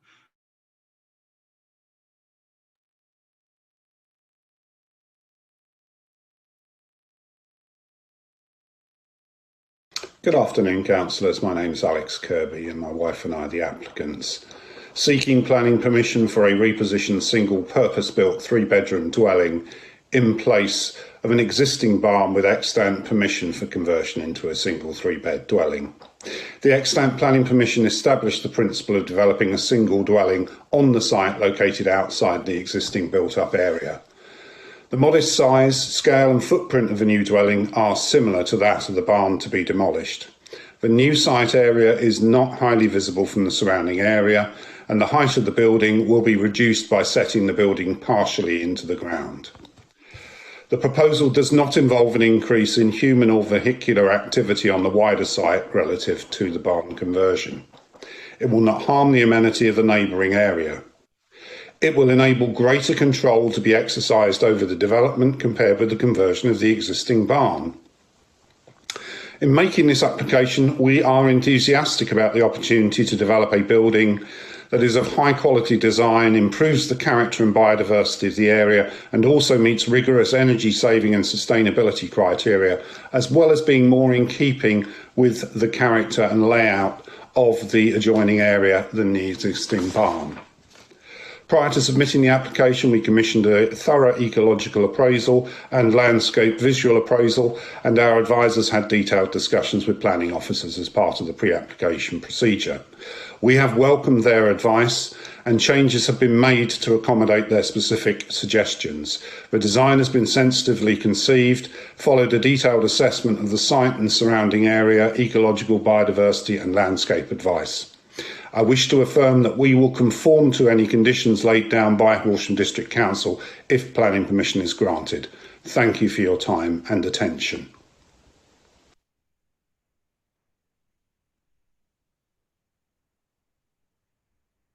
The planning officer report sets out all the material Thanks, Mr. Kirby. The next relating to the proposed author is development. Tracy Dixon, agent. Concur with the conclusions that it accords with the development plan and NPPF. The application proposes a replacement dwelling. In this case, the dwelling to be replaced is the barn with extant planning consent for conversion to a separate dwelling, which was permitted on the 10th of August 2018. This consent represents a genuine and realistic fallback position. It is a material planning consideration of significant weight which justifies the proposed development.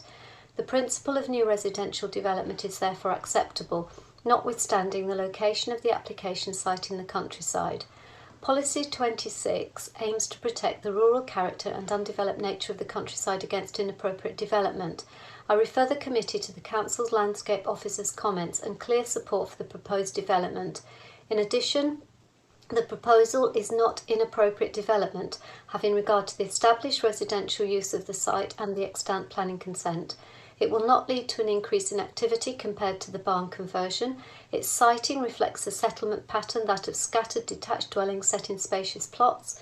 It retains the existing mature landscape framework with new planting. It will not be highly visible within its landscape context. Policy 28 supports replacement dwellings in the countryside where such can be accommodated appropriately within the curtilage of the existing dwelling.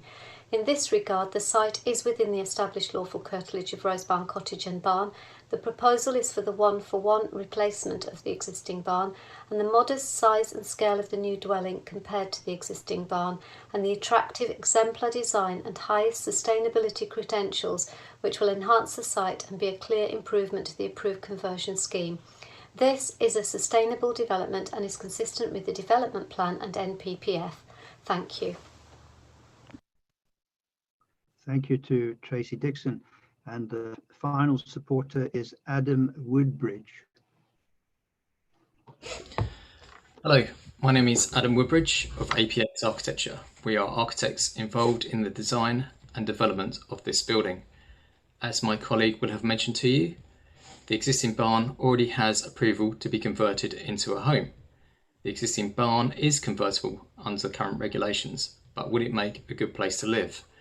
The barn was originally built for storage and not as a livable space, and because of this, it is compromised from the outset in terms of its dimensions, and it is not in the best possible location. As part of this application, we propose to relocate the building within the curtilage of Rosebarn Cottage, so that it can enjoy its own space and be positioned with an improved orientation.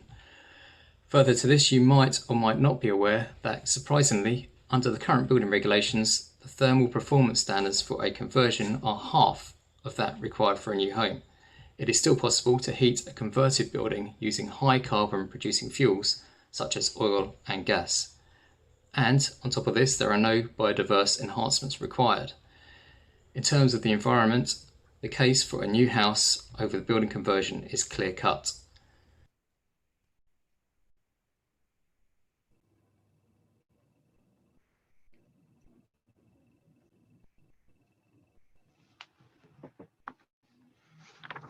Right, sounds like Mr. Woodbridge is finished. Do officers wish to comment on those representations?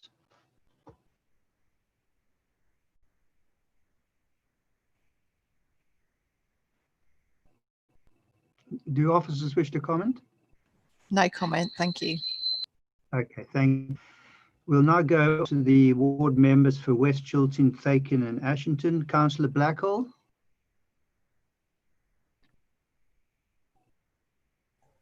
Chairman, I already said I will not be taking part in this. I did say that I have an interest in that. Yes, you did. Thank you very much. Thanks for reminding me. Councillor Serkis.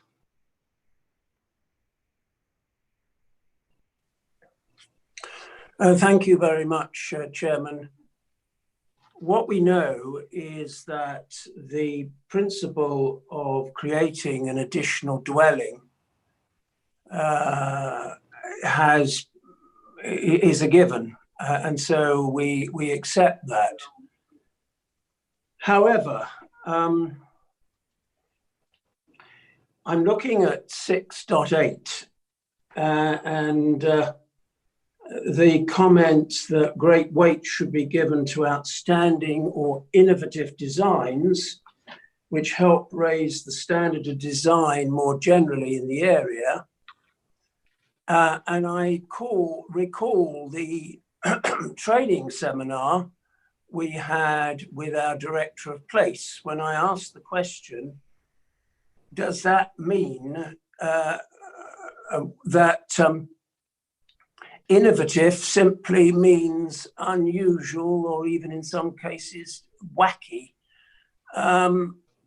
And I can't help feeling that innovative means in practice coming up with something that does considerable violence to what is normal in the surroundings, because if it is extremely unusual and stands out, then no doubt an expert will say that that's innovative.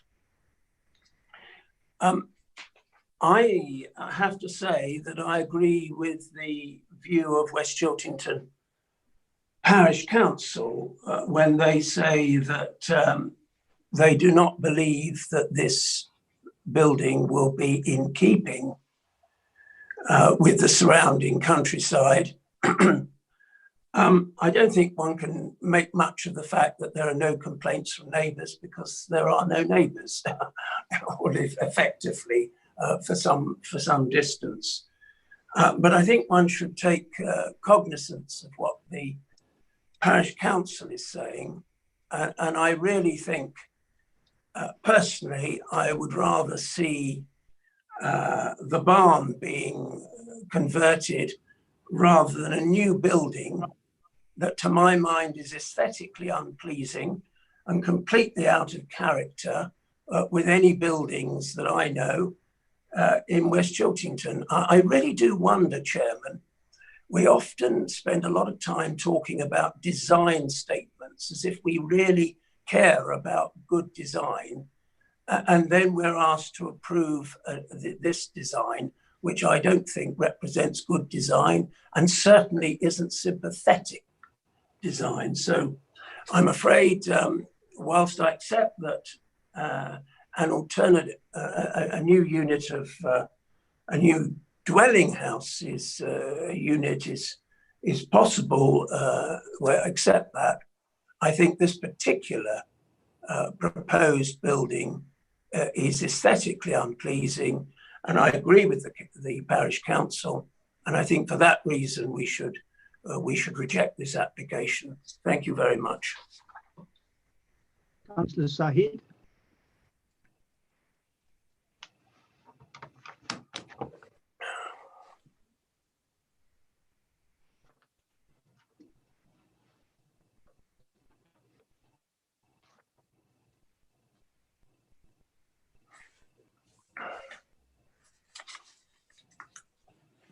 Councillor Sahid, you haven't been unmuted yet.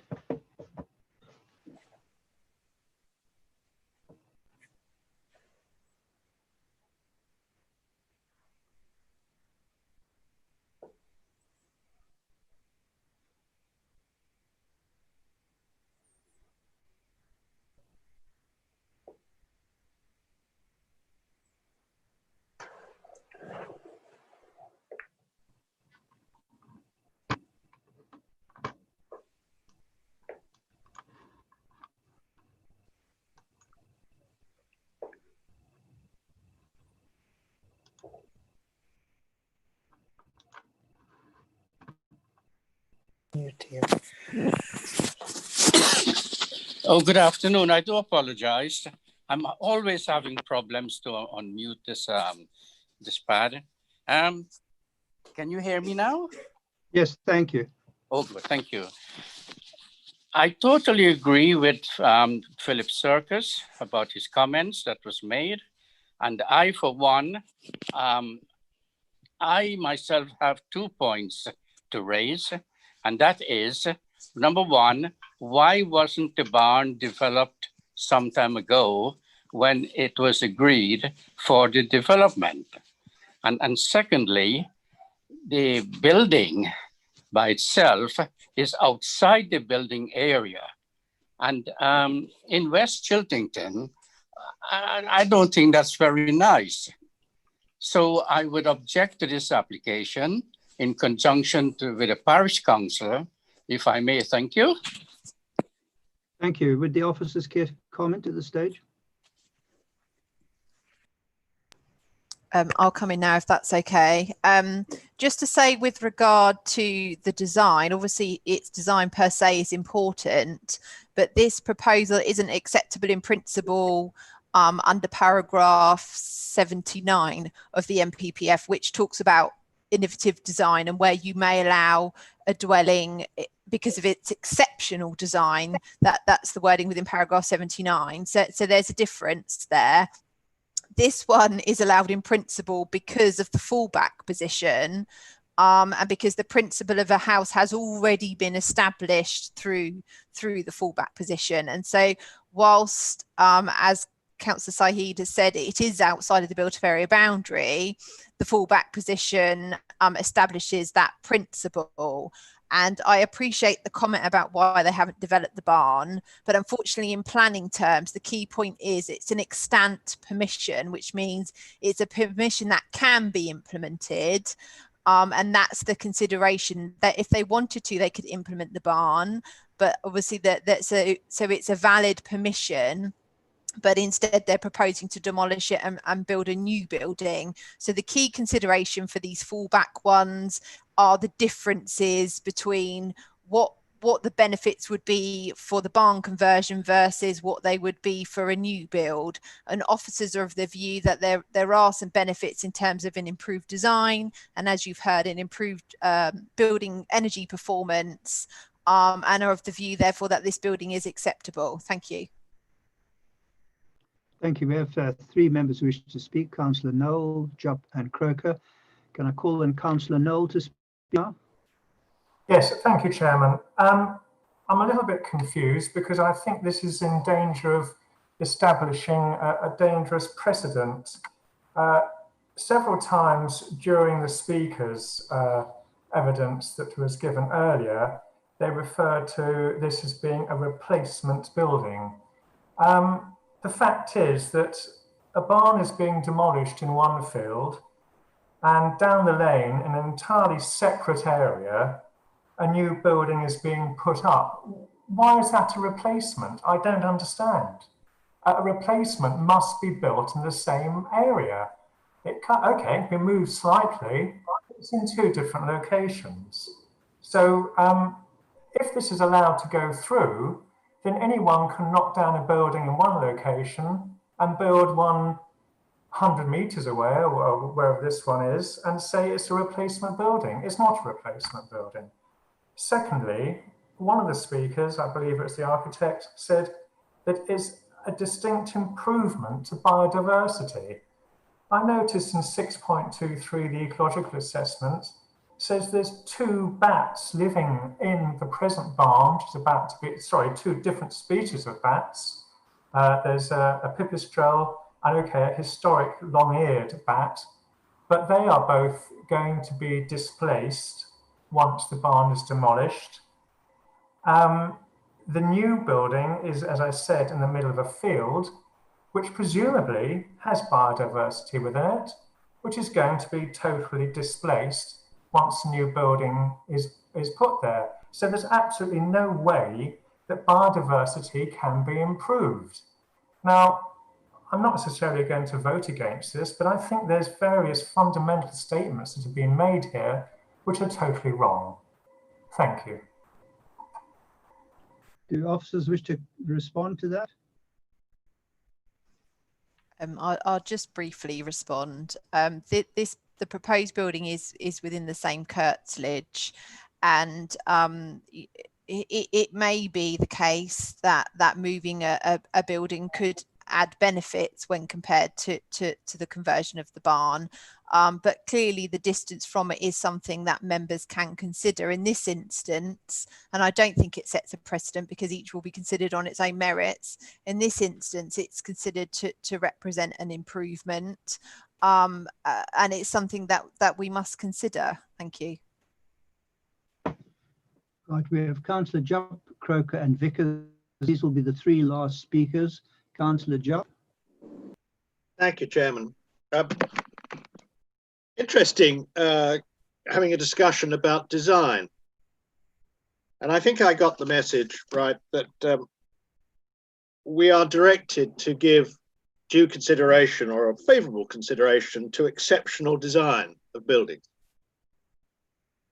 I think this design is quite exceptional, but in a negative way, not in a positive way. I entirely agree with Councillor Serkis, but that is a subjective matter. Sorry? That's right. But can I just take you on to this point about replacement?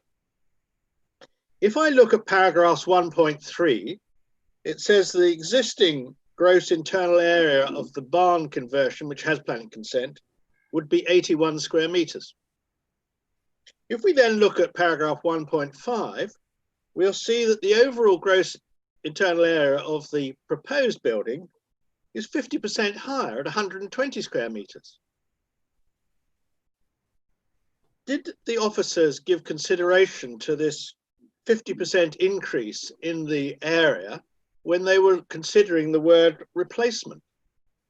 And is there any maximum increase of area that would have been tolerated? I would be interested in the officer's comments. Officer?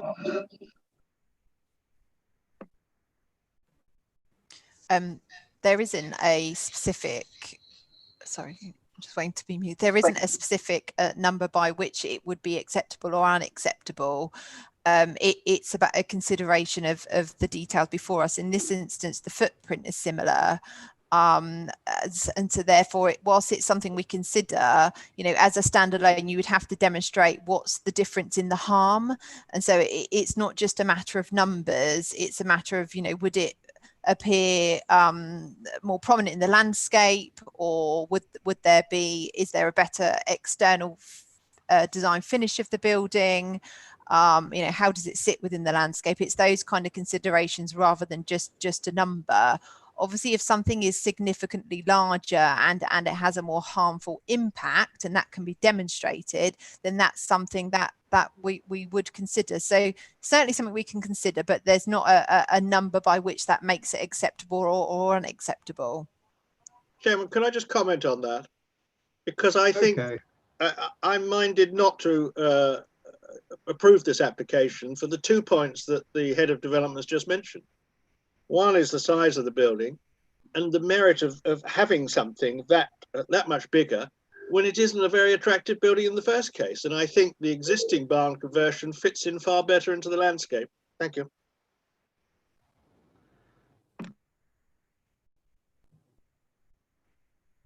We seem to be getting cross signals here. Is it just me or is it else as well? Democratic Justice, is the feed crossing or duplicating? Very small amount, but not significantly from what I'm hearing, certainly. Okay, thank you. All right, let's go on then to Councillor Croker, please. Thank you, Chair. Firstly, just to thank the officer for quite a clear presentation. Appreciate that. It will probably come as no surprise that I disagree with my fellow Councillor Serkis with regard to the design of this building, which I think is good. I'm well aware of the if you like, the planning precedent for replacement buildings, which I think this matches. And I think it represents an improvement to what I regard as the general buildings around West Chiltington. I'd probably better leave it there, though. Thank you. Thank you. Right, final speaker from the floor, Cabinet Member for Plan, Councillor Vickers. Yes, thank you, Chairman. We seem to get quite a lot of these fallback planning applications where we've already given permission for a conversion and then we get one comes back for a demolish and rebuild. Subjective design, I think everybody has a different opinion about what design is acceptable and what isn't. And my personal view is that the design here is good and is actually better than what was proposed with the conversion. So I should be supporting the officer's recommendation. Thank you. Thank you very much. Do the officers wish to say anything further before we go to the vote? Okay, officers don't wish to say anything else. We have a motion in front of us to approve planning permission subject to appropriate conditions. Would Democratic Services like to take the roll call, please? Yes. Okay, recommended for approval.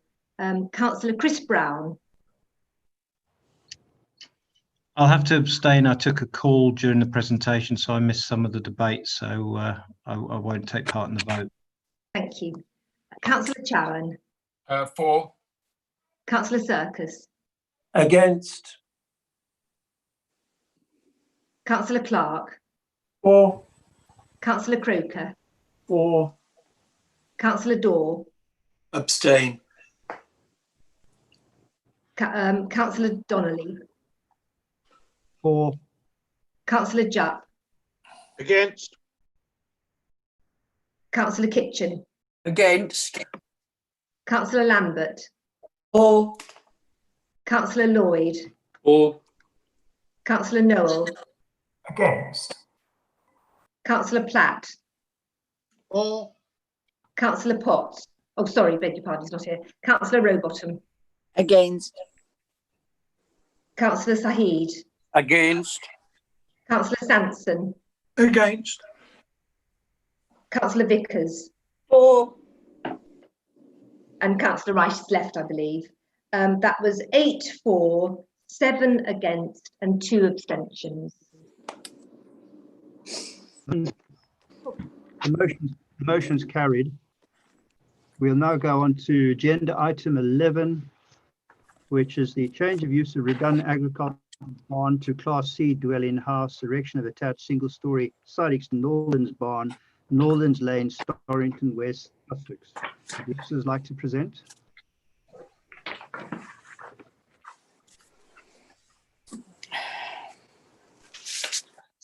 Could we turn those speakers off? They're on.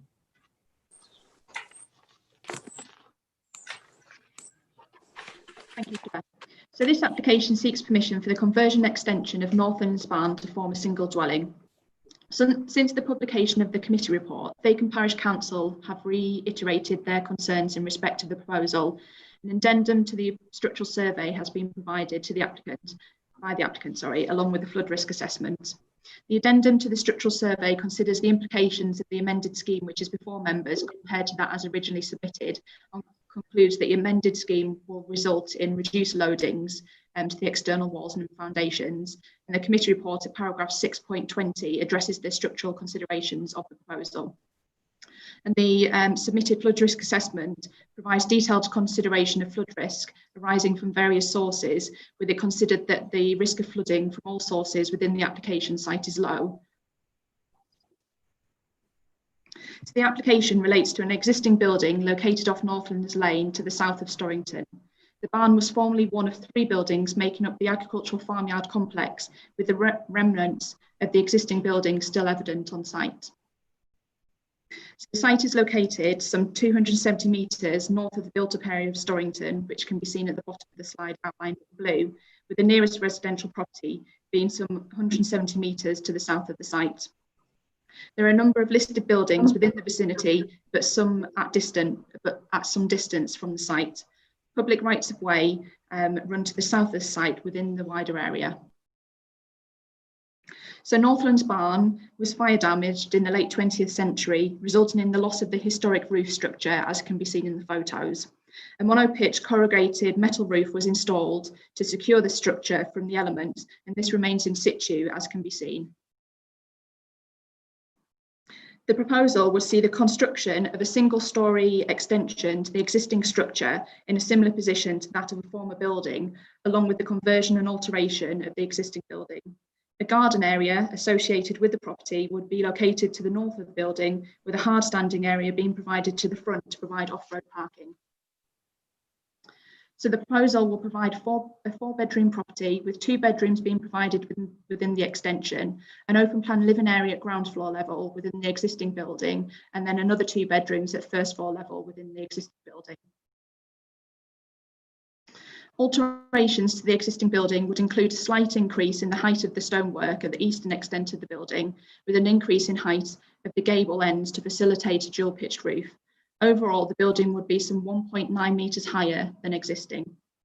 The extension to the building will be single-storey in height, with materials to match the main building and of a comparable size to the building that once stood in that position.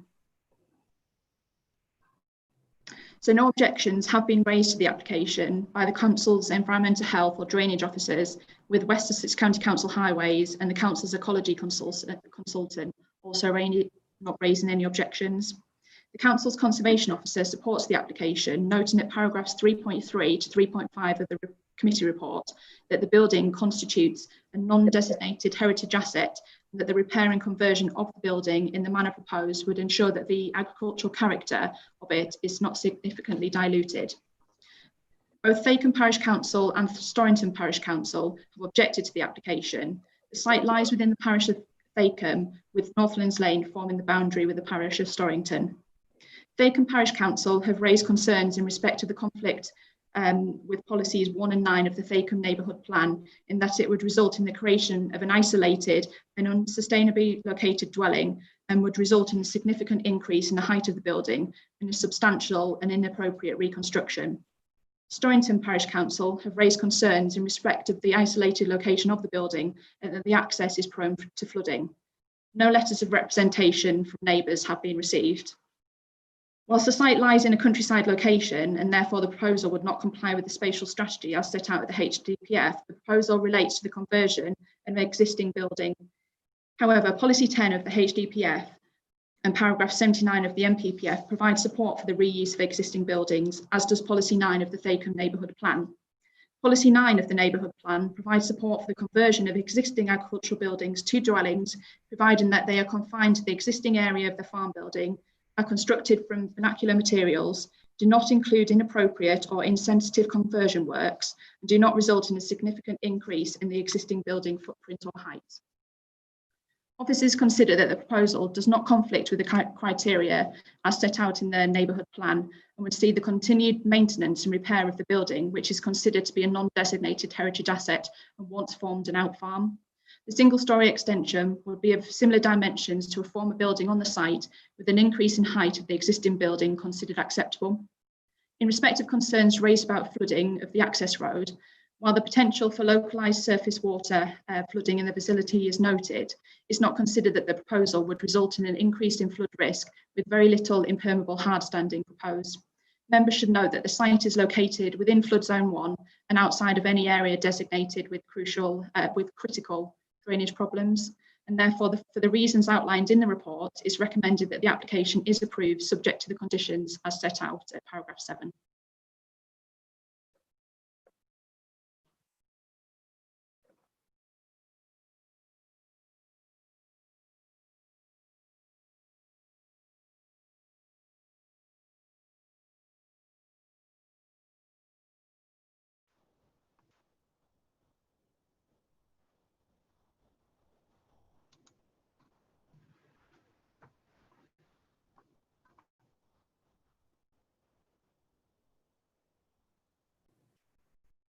Councillor Donnelly, do you want to do the public speakers now? Yes, please. Sorry, my signal seems to be going in and out. Yeah, we've got two public speakers. So the first one will be Chris Mitra, the agent. Good afternoon, my name is Chris Mitra and I'm the agent acting on behalf of the applicant for Northlands Barn. The application has the full support of the planning officer and a thorough report is before the committee for consideration. There have been extensive discussions with officers over the scheme proposals, which have sought to secure the long-term future of the non-designated heritage asset. I'll draw your attention to the comments in paragraph 3.2 of the report, where the amended design now has the full support of HDC's Design and Conservation Officer.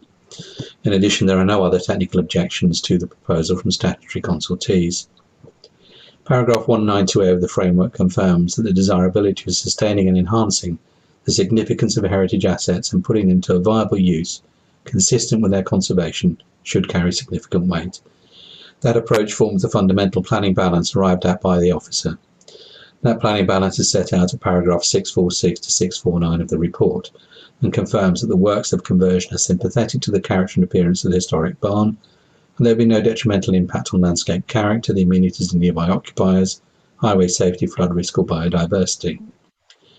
Thacombe Parish Council raised an objection on the basis that the proposal conflicts with policies 1 and 9 of the neighbourhood plan. Well, there is no conflict with policy 1, which is merely a statement of fact. Policy 9 deals with the conversion of existing buildings, recognising that such proposals will be supported where they comply with criteria. These criteria have been thoroughly assessed by officers and no conflict is found with the policy. Furthermore, the development fully accords with the requirements of Policy 6 of the Neighbourhood Plan on Design. The proposal will result in a positive enhancement of the site through the reinstatement of the original out farm building and the repair and restoration of a non-designated heritage asset. The design approach has been undertaken in the most appropriate way, respecting its heritage characteristics, and no harm arises from the proposal as concluded in the officer report. For all the reasons set out in the report, I would respectfully request that members support the officer recommendation and grant permission. Thank you. Thank you. Thacombe Parish Council, Owen Richards in objection. 5 minutes. Good afternoon, colleagues. This submission is to clarify why Fakenham Parish Council continues to object to these amended proposals. The general context is that this proposal conflicts with Fakenham Neighbourhood Plan Policy 1, Spatial Plan, as it will create a new isolated home in the countryside at an unsustainable distance from nearest facilities. Exemptions to that spatial policy normally depend on the proposal meeting the criteria of Fakenham Neighbourhood Plan Policy 9, Development in the Countryside, which deals with conversions of existing countryside structures. However, this proposal is considered to still conflict with several of the criteria of the latter policy. Specifically, Criterion Little Roman 1 expects converted buildings to be part of a cluster of farm buildings, whereas this barn is quite isolated. Little Roman 3 opposes proposals that would involve significant new openings and substantial reconstruction of the existing building, which is the case here. And perhaps most importantly, Criterion Little Roman 4 opposes proposals that would involve a significant increase in building height. In that regard, although amendments have reduced it, the height of the new chalet-style roof would still be considerably higher than the existing single-storey shell structure. Based on the submitted drawings, the highest point of the existing building shell is approximately 4 metres, whereas the height of the ridgeline of the revised proposal is 6.25 metres. That is a 56% increase, which the Parish Council considers to be a significant increase in the terms of Fakenham Neighbourhood Plan Policy 9, Criterion Little Roman 4. The combination of these conflicts with the specific criteria of that policy are the basis of the Parish Council's objections in this case. Thank you for taking these points on board. Thank you. We'll go to the board members now unless the officers wish to comment. Right, Councillor Circus.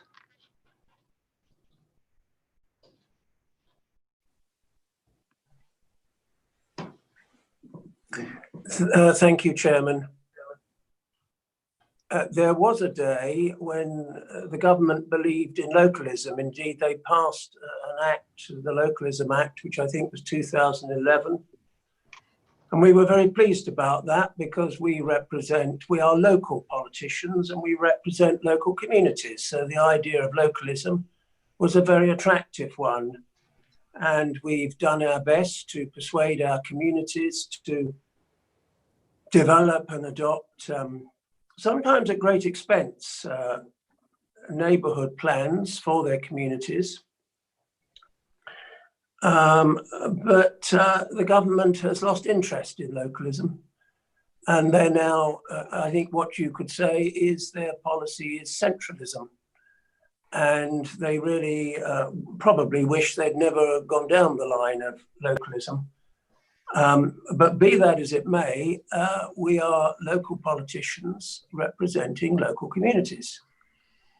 And as long as we are able to do so, I think it's our job to represent those local communities and continue to make the case, although it's increasingly difficult, that our communities, where they haven't already done it, should develop and adopt neighbourhood plans.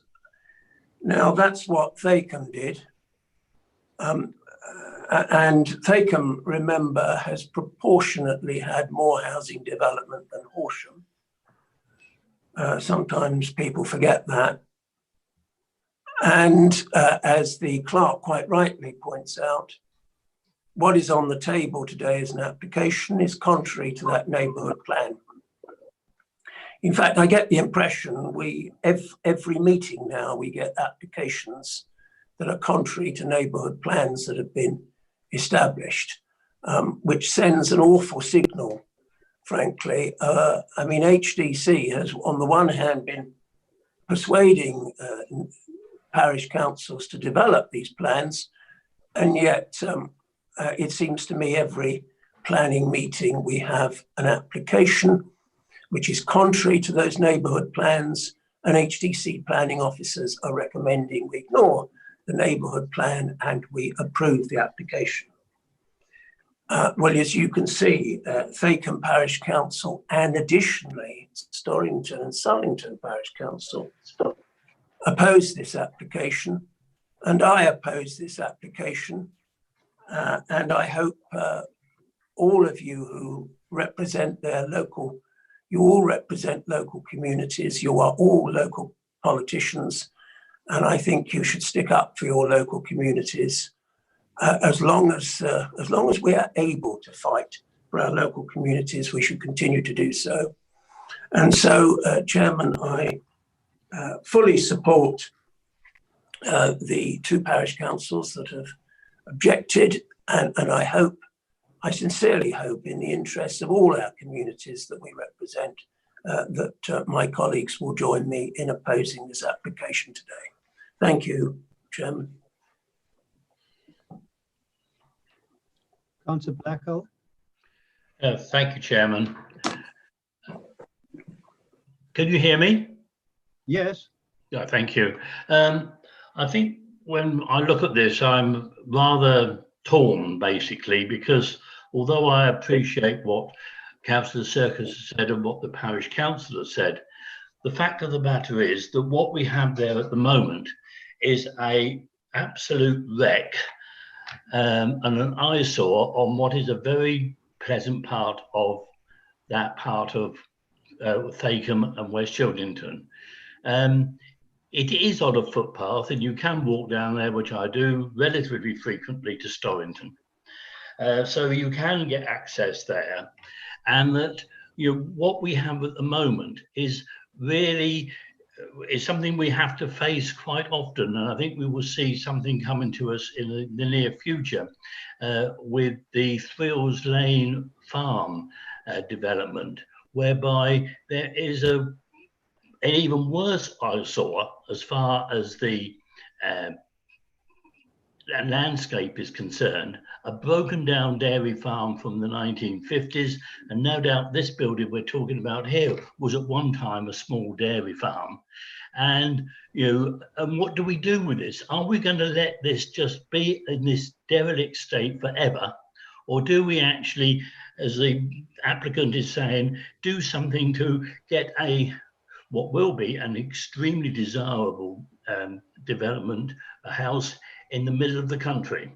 It is a problem that we're facing increasingly with farm buildings and farmland. You only have to walk around there, as I do quite frequently, to see that the fields that would normally be planted in the winter, in the autumn, this year they were only planted in the spring. The yield from them was very poor, and that the farming community and the landowners have to make a living from all of this. And as we are at the moment with this one, I am very torn whether we should be able to somehow accommodate, tidying up these relics of a farming community which has long since disappeared. And so I think I most probably will abstain on this particular one, because it does look a good development, and I'm sure if you went back to the original barn, it was a damn sight taller than the corrugated iron roof that we have at the moment. Thank you, Chairman. Thank you. Councillor Sahid.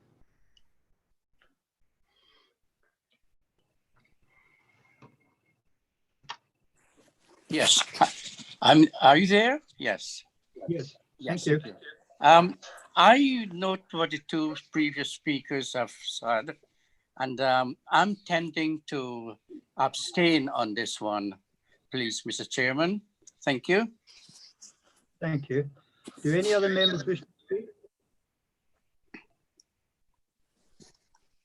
No other members wish to speak. Councillor Donnelly, there are some hands up actually. There are 4 hands up. And my machine's You've got Councillor Dorr, Councillor Brown, Councillor Vickers, and Councillor Jupp.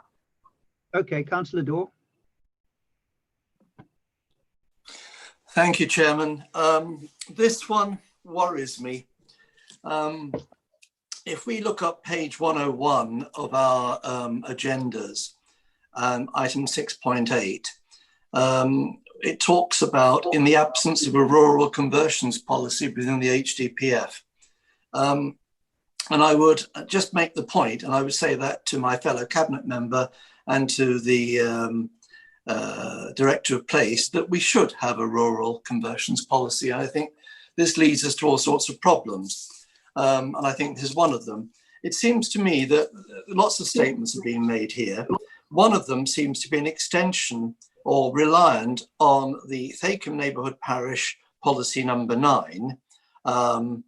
So we're using that as significant. Thacombe Parish Council clearly do not agree with that. And I think it's a bit weak to have to rely on something in a neighbourhood plan which the people who made it don't even agree with to form the basis of something that is trying to persuade us to go for a policy. There's various aspects here. Now we're saying there once stood a building. Well, do we go back to 1066? God knows what was there once. So this idea that we can go back and once find a building that was a bit bigger to justify it strikes me as extremely weak grounds. Secondly, if I pick up on the number that was used by Thacombe Parish Council, this is a 56% increase in the size of the building. Now, when does it become excessive? It was called non-excessive, which strikes me as odd as well.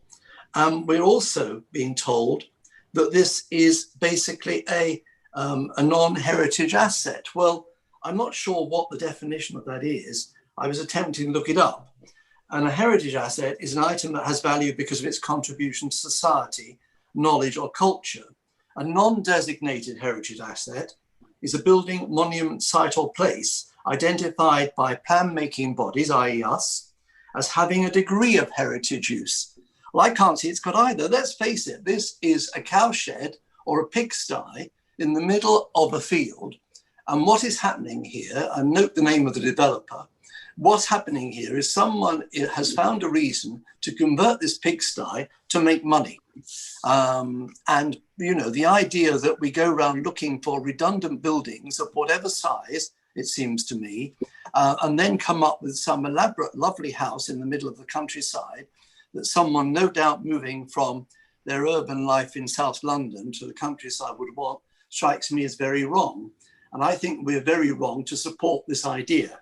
So one, I think that one, the officer report itself seems to rely very heavily on 6.8 because it fails, I think, to substantiate the reasons for this building elsewhere in the report. And 6.8 is relying on the neighbourhood plan. Secondly, I would ask the question, how big does something have to be? And thirdly, how far back do we go to say it's okay because there once was a building there? I think that's probably enough from me, Chairman. Thank you. Thank you. Councillor Brown. Thank you, Chairman. I couldn't agree with Councillor Dawes' comments even more, and I was going to mention some of the same points, I think specifically around policy. I think we're getting this wrong. Considering we're a rural district primarily, we should have quite strong policies, I would suggest, around conversion of rural buildings. And probably the planning officers will know that this is a subject that's a bit of a bugbear of mine, and there doesn't seem to be any consistency. I mean, there was an application in my ward for a conversion of a disused barn that was essentially a 1960s concrete awful building, and it was on the farmyard right adjacent to the main road for that vicinity, and it was considered outside of the built-up area, the built-up boundary, the same as this one. It was also considered to be a dwelling, an isolated dwelling in the countryside, amongst other reasons. And the officers turned it down. And I wrote and said, well, I don't agree that it's isolated. It's within reach of the village. It's already in amongst other dwellings. It's not isolated like this particular application, which is out in the middle of a field, as Councillor Daw rightly says, and is essentially not really a building either. and yet we turned that one down, and lo and behold, we lost it on appeal for the very reasons that I wrote and raised and objected to, which is that it wasn't really isolated, and that you know, it was a good conversion and a good application. This one, conversely, is in the middle of nowhere, right in the fields. It's not on a main road. It's not within the curtilage of a farm yard or other buildings that could be converted or have been converted. It's completely isolated. I agree with Councillor Dorr that this is an opportunity that somebody's found to make money out of an old building. And I think as a council, we need to be really, really careful what we do with these rural conversions, because we are primarily a rural district and there are so many of them. We should be really clear about what our policy is, what we think is an acceptable conversion, and what isn't. And the built up area boundary seems to be a major obstacle or completely contrary to any decision making, depending on the application. So we need to be really clear, I think, just exactly what our policy is. And just finally, I'd like to support the comments around localism. And I completely agree with Councillor Circus that we should be putting weight on neighbourhood plans. They take an inordinate amount of time, money and effort to put together, and we seem to completely ignore, or if we don't ignore the policies within them, we place very, very little weight on them and say, well, they're almost irrelevant.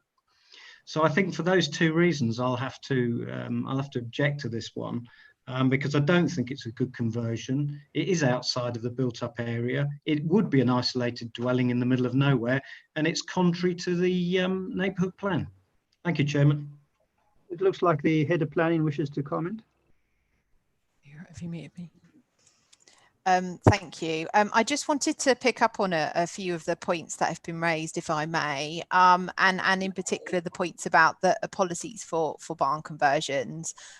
Councillors are right, we don't have our district policy at the moment, although we will do, the proposal is to have one in our new local plan. However, there is a policy within the National Planning Policy Framework, and any local policies that are in place would need to comply with that. And in the absence of a local policy, we have to consider that as our main focus. And in the NPPF at paragraph 79, it says it allows isolated dwellings in the countryside, and one of the criteria, and it only has to meet one of the criteria, is that development is acceptable if it would reuse redundant or disused buildings and enhance its immediate setting. So with regard to comments about the built-up area boundary, the NPPF allows the principle of a building to be converted in the countryside. So it creates an isolated dwelling in the countryside, providing it enhances its immediate setting. So that's a key material consideration that members need to consider. And also I make reference to some of the comments that Councillor Blackall made about the original structure obviously being much higher, and whether we, whether obviously members consider it should be a non-designated heritage asset or not. The fact that our conservation officer, in his experience, and he's considered it to be a non-designated heritage asset, and therefore the history of the building and the site and what other buildings were present on the site is important, and again is a material consideration. This conversion and the extension would retain that building, and the NPPF allows the principle of it to be converted. And also picking up on Councillor Brown's point, you're right, we have lost a few appeals recently for the conversions of buildings in the open countryside, and therefore we have to really consider what the NPPF says. And I think perhaps we've been a bit too strict with our position, and this is one that officers consider as acceptable. Thank you. Right, I've got 4 speakers still waiting to speak, so we should probably bring this to a close. We've got Councillors Jupp, Vickers, Blackall and Platt. I'll go to the local ward member, Councillor Blackall, and see what else he wishes to say at stage.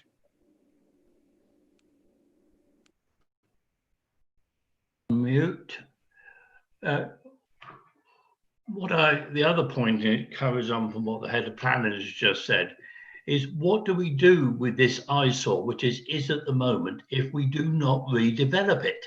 And that unless you give the landowners something to do with it, at the moment, the danger is that some group of travellers come along, see that that's a suitable place to push into there, put their caravans on there, and is that the type of thing that could happen? And I think this is an opportunity of clearing up this eyesore, and that the longer this debate has gone on, the more I am for approving it rather than even abstaining. Thank you. Thank you, Councillor Jock. Thank you, Chairman.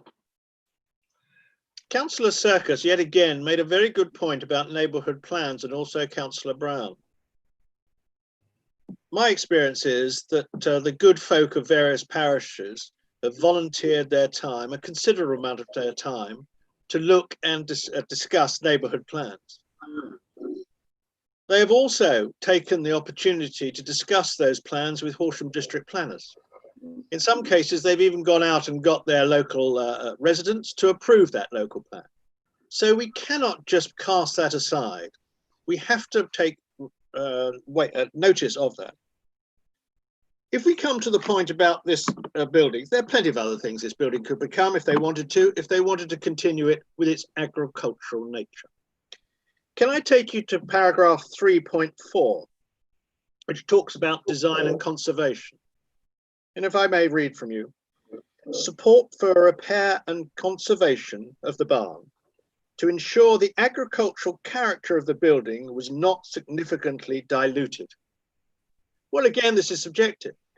The agricultural nature of those two buildings has been significantly diluted, in my opinion. Have a look at the pictures. Have a look at the plan. It's a lovely building. I'd like to live in that house if I had the opportunity, subject to price. But I really don't think that this is in accordance with all our principles and our policies. I'm afraid to say I will not be supporting this application. Councillor Platt.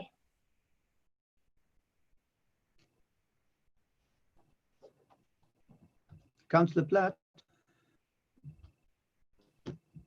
Yes, this county, this district is covered in a scattering of disused agricultural buildings, and I think that we have to have a firm policy about this. And really, I am very much against isolated developments in the countryside, and I think that where we have local policies, neighbourhood plans that reject this idea, then we should back them up.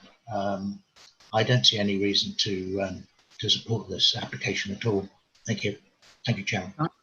Councillor Vickers. Thank you, Chairman. I think Emma Parks made it very, very clear that policy in the NPPF 79 allows the principle of isolated developments in the countryside. And she's quite right, barn conversion policy will be in our new local plan. This is a redundant farm building, and quite frankly, I think that actually converting it will enhance its immediate setting. The history of this is relevant. I think it's a tasteful conversion. I just would like some clarity on whether the height increase is at 1.9 metres, and is this a 50% increase in the floor space? Because that's something I think one of the previous things mentioned. But quite frankly, I think it's a good conversion. It makes use of a redundant, ugly building at present, and it's a shame it was damaged by fire. Because otherwise, I think people would be more sympathetic to its conversion. But I think it complies with the NPPF, which allows the principle of conversions of isolated buildings in the countryside, and we have lost some appeals on that very basis. So I just like some clarity on the increase in height and the footprint, but I think I'm going to be supporting the recommendation. Thank you. Would the officers care to comment before we go to the vote? I'll just come back on to answer Councillor Vickers' questions. So in terms of footprint, the extension to the building will be of a similar footprint to that building that was there previously. And in terms of height, it is approximately 1.9 metres higher, but that is as a result of kind of the monopitched roof that's been created.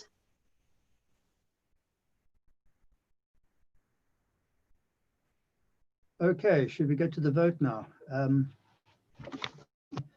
Recommendation is to grant planning permission subject to appropriate conditions. Would Democratic Sisters like to do the roll call? Right. Okay, so this is recommendation for approval. Councillor Blackwell. For. Councillor Brown. Against. Councillor Chowan. For. Councillor Circus. Against. Councillor Clark. Against. Beg your pardon? Against. Against, thank you. Councillor Croker. Abstain. Councillor Dorr. Against. Councillor Donnelly. For. Councillor Jupp. Against. Councillor Kitchen. For. Councillor Lambert. Abstain. Councillor Lloyd. For. Councillor Noel. Abstain. Councillor Platt. Against. Councillor Rowbottom. For. Councillor Saheed. Against. Councillor Sanson. Against. Councillor Vickers. Councillor Vickers? For. I make that For. 7 for, 8 against and 3 abstentions. So the motion has been lost. Thank you very much. Do we have to now do a motion voting against it? Yes. We need an alternative motion. Yes, please, Chair. So we need a proposer and seconder. We need planning reasons for that, which the head of planning will then consider.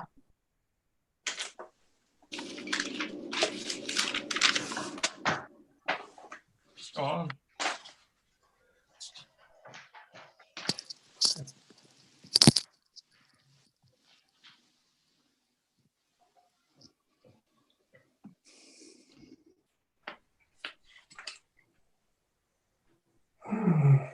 Yeah. On. Councillor Circus would like to speak. All right, darling.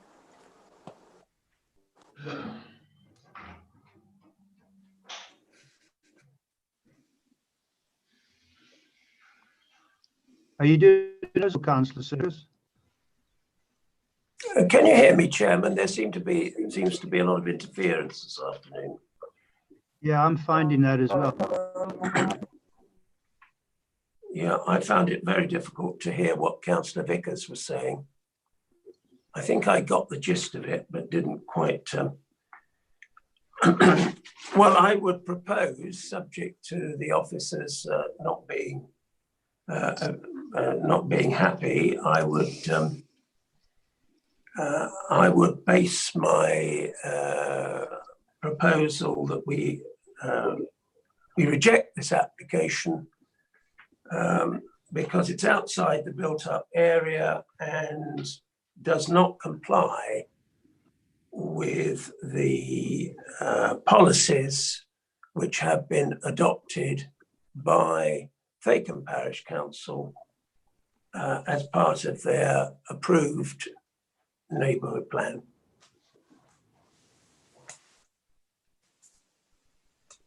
How does Head of Planning find that? My view, oh, can you mute me? Sorry. My view is we can't refuse it due to its isolated location because the NPPF allows buildings to be converted in isolated locations. However, I acknowledge the points regarding the civic barn conversion policy in the Fakenham neighbourhood plan, and obviously that was a concern of members in terms of its compliance with that policy. And so therefore members could, it would be a reasonable position for members to be concerned that it was at odds with that policy and the conversion didn't retain the existing character of the building, which has been raised by members in their discussion.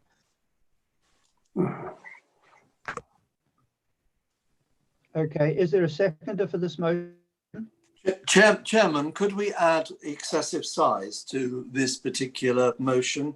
I think Emma's just picked up on 3.4 that Chris Bown referred to, which was that we should ensure the agricultural character of the building was not significantly diluted.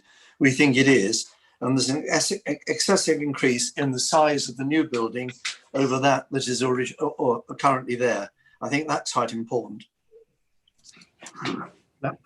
Planning officer. Yes, if that's to form part of the motion, then that is a reasonable reason for refusal. Could we have a seconder now motion? Sorry, do you want a seconder? Yes, please. I'm happy to second that. Thank you. Would the planning officer now like to read out the motion now to refuse?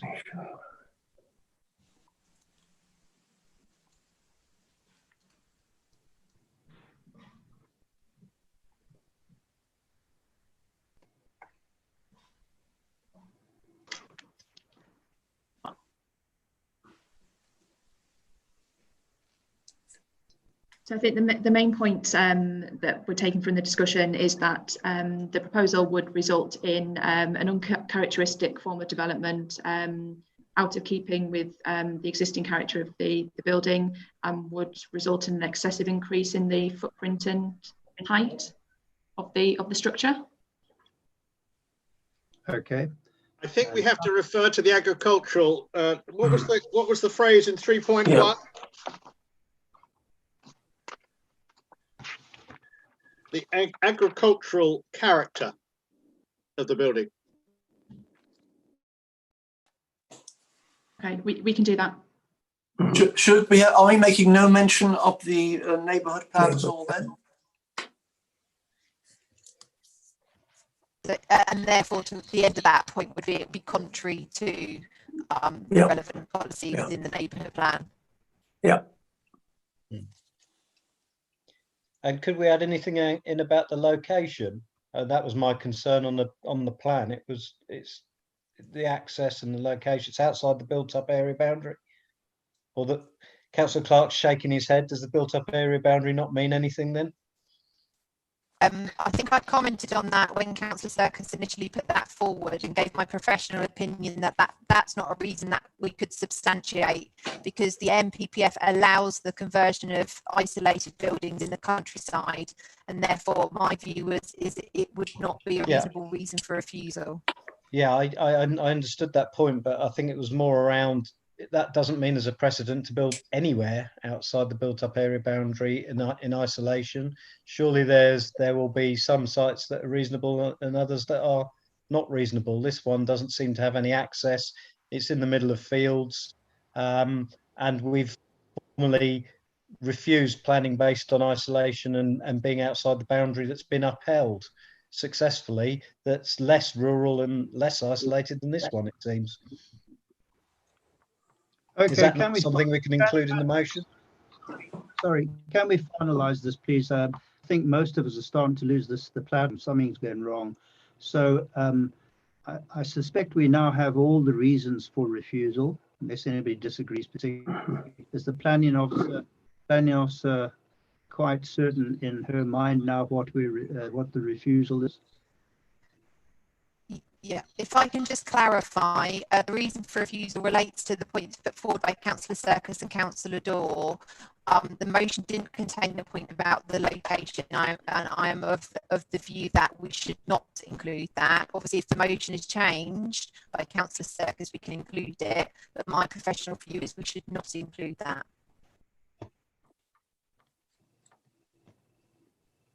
Okay. Am I not right in thinking that there are three reasons for recommended for refusal, and the isolation point is but one of those. So if it was to go to appeal, should it ever go to appeal, the other three may still stand their ground, even if that one fails. But there is a mood, certainly from Councillor Brown, to include it in the as one of the four.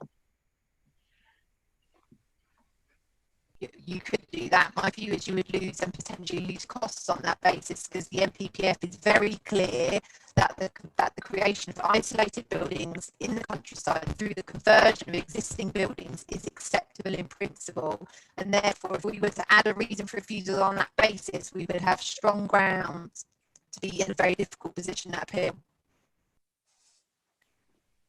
So you feel that if we were to win on, shall we say, if we were to stand our ground on the three other points and lose on the isolation point, we would have costs awarded against us?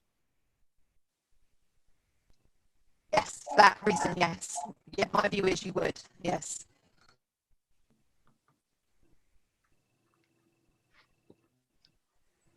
Councillor Circus, you're the proposer. Are you happy with the proposal now in this form?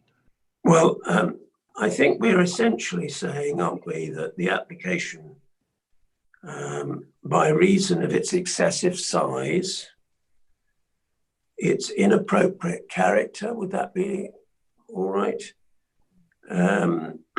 Particularly in relation to its agricultural setting, is contrary to the approved Thacombe neighbourhood plan. What about something like that? And that it's a detraction from the agricultural. Hang on, Councillor Brown, field. you're just out of it at the moment. Okay, Officer Parks, are you with that proposal now? As Councillor Circus is described, that is acceptable. Yeah. Okay. Right. So in the circumstances, we now go to vote. Could the Democratic Services do the roll call, please, on this proposal to refuse? Here we are. So it's 4 for refuse and against refuse. Councillor Blackwell. Against. Councillor Brown. For. Councillor Chowan. Against. Councillor Circus. For. Councillor Clark. For. Councillor Croker. For. Councillor Daw. For. Councillor Donnelly. Against. Councillor Jupp. For. Councillor Kitchen. Councillor Kitchen. I'll come back to Councillor Kitchen. Sorry, Councillor Kitchen. Against, sorry. That's okay. Councillor Lambert. Abstain. Councillor Lloyd. Against. Councillor Knoll. For. Is that a 4? It is, yes, 4. Councillor Platt. For. Councillor Councillor Rowbottom. For. Councillor Saheed. For. Councillor Sanson. Councillor Sanson? Might have lost him. Councillor Vickers. Against. Councillor Wright just says left. So that's 10 for the motion to refuse, 6 against the motion to refuse, and 1 abstention. So the motion is carried. Thank you very much. And that brings us to item 12, which is urgent business. So there's no urgent business, so we'll call it a day. If Democratic Services could look into why the thing was starting to pick up, I think quite a few people, if not everybody, was getting affected by it. Okay, so thank you very much, everybody. Thank you, Chairman.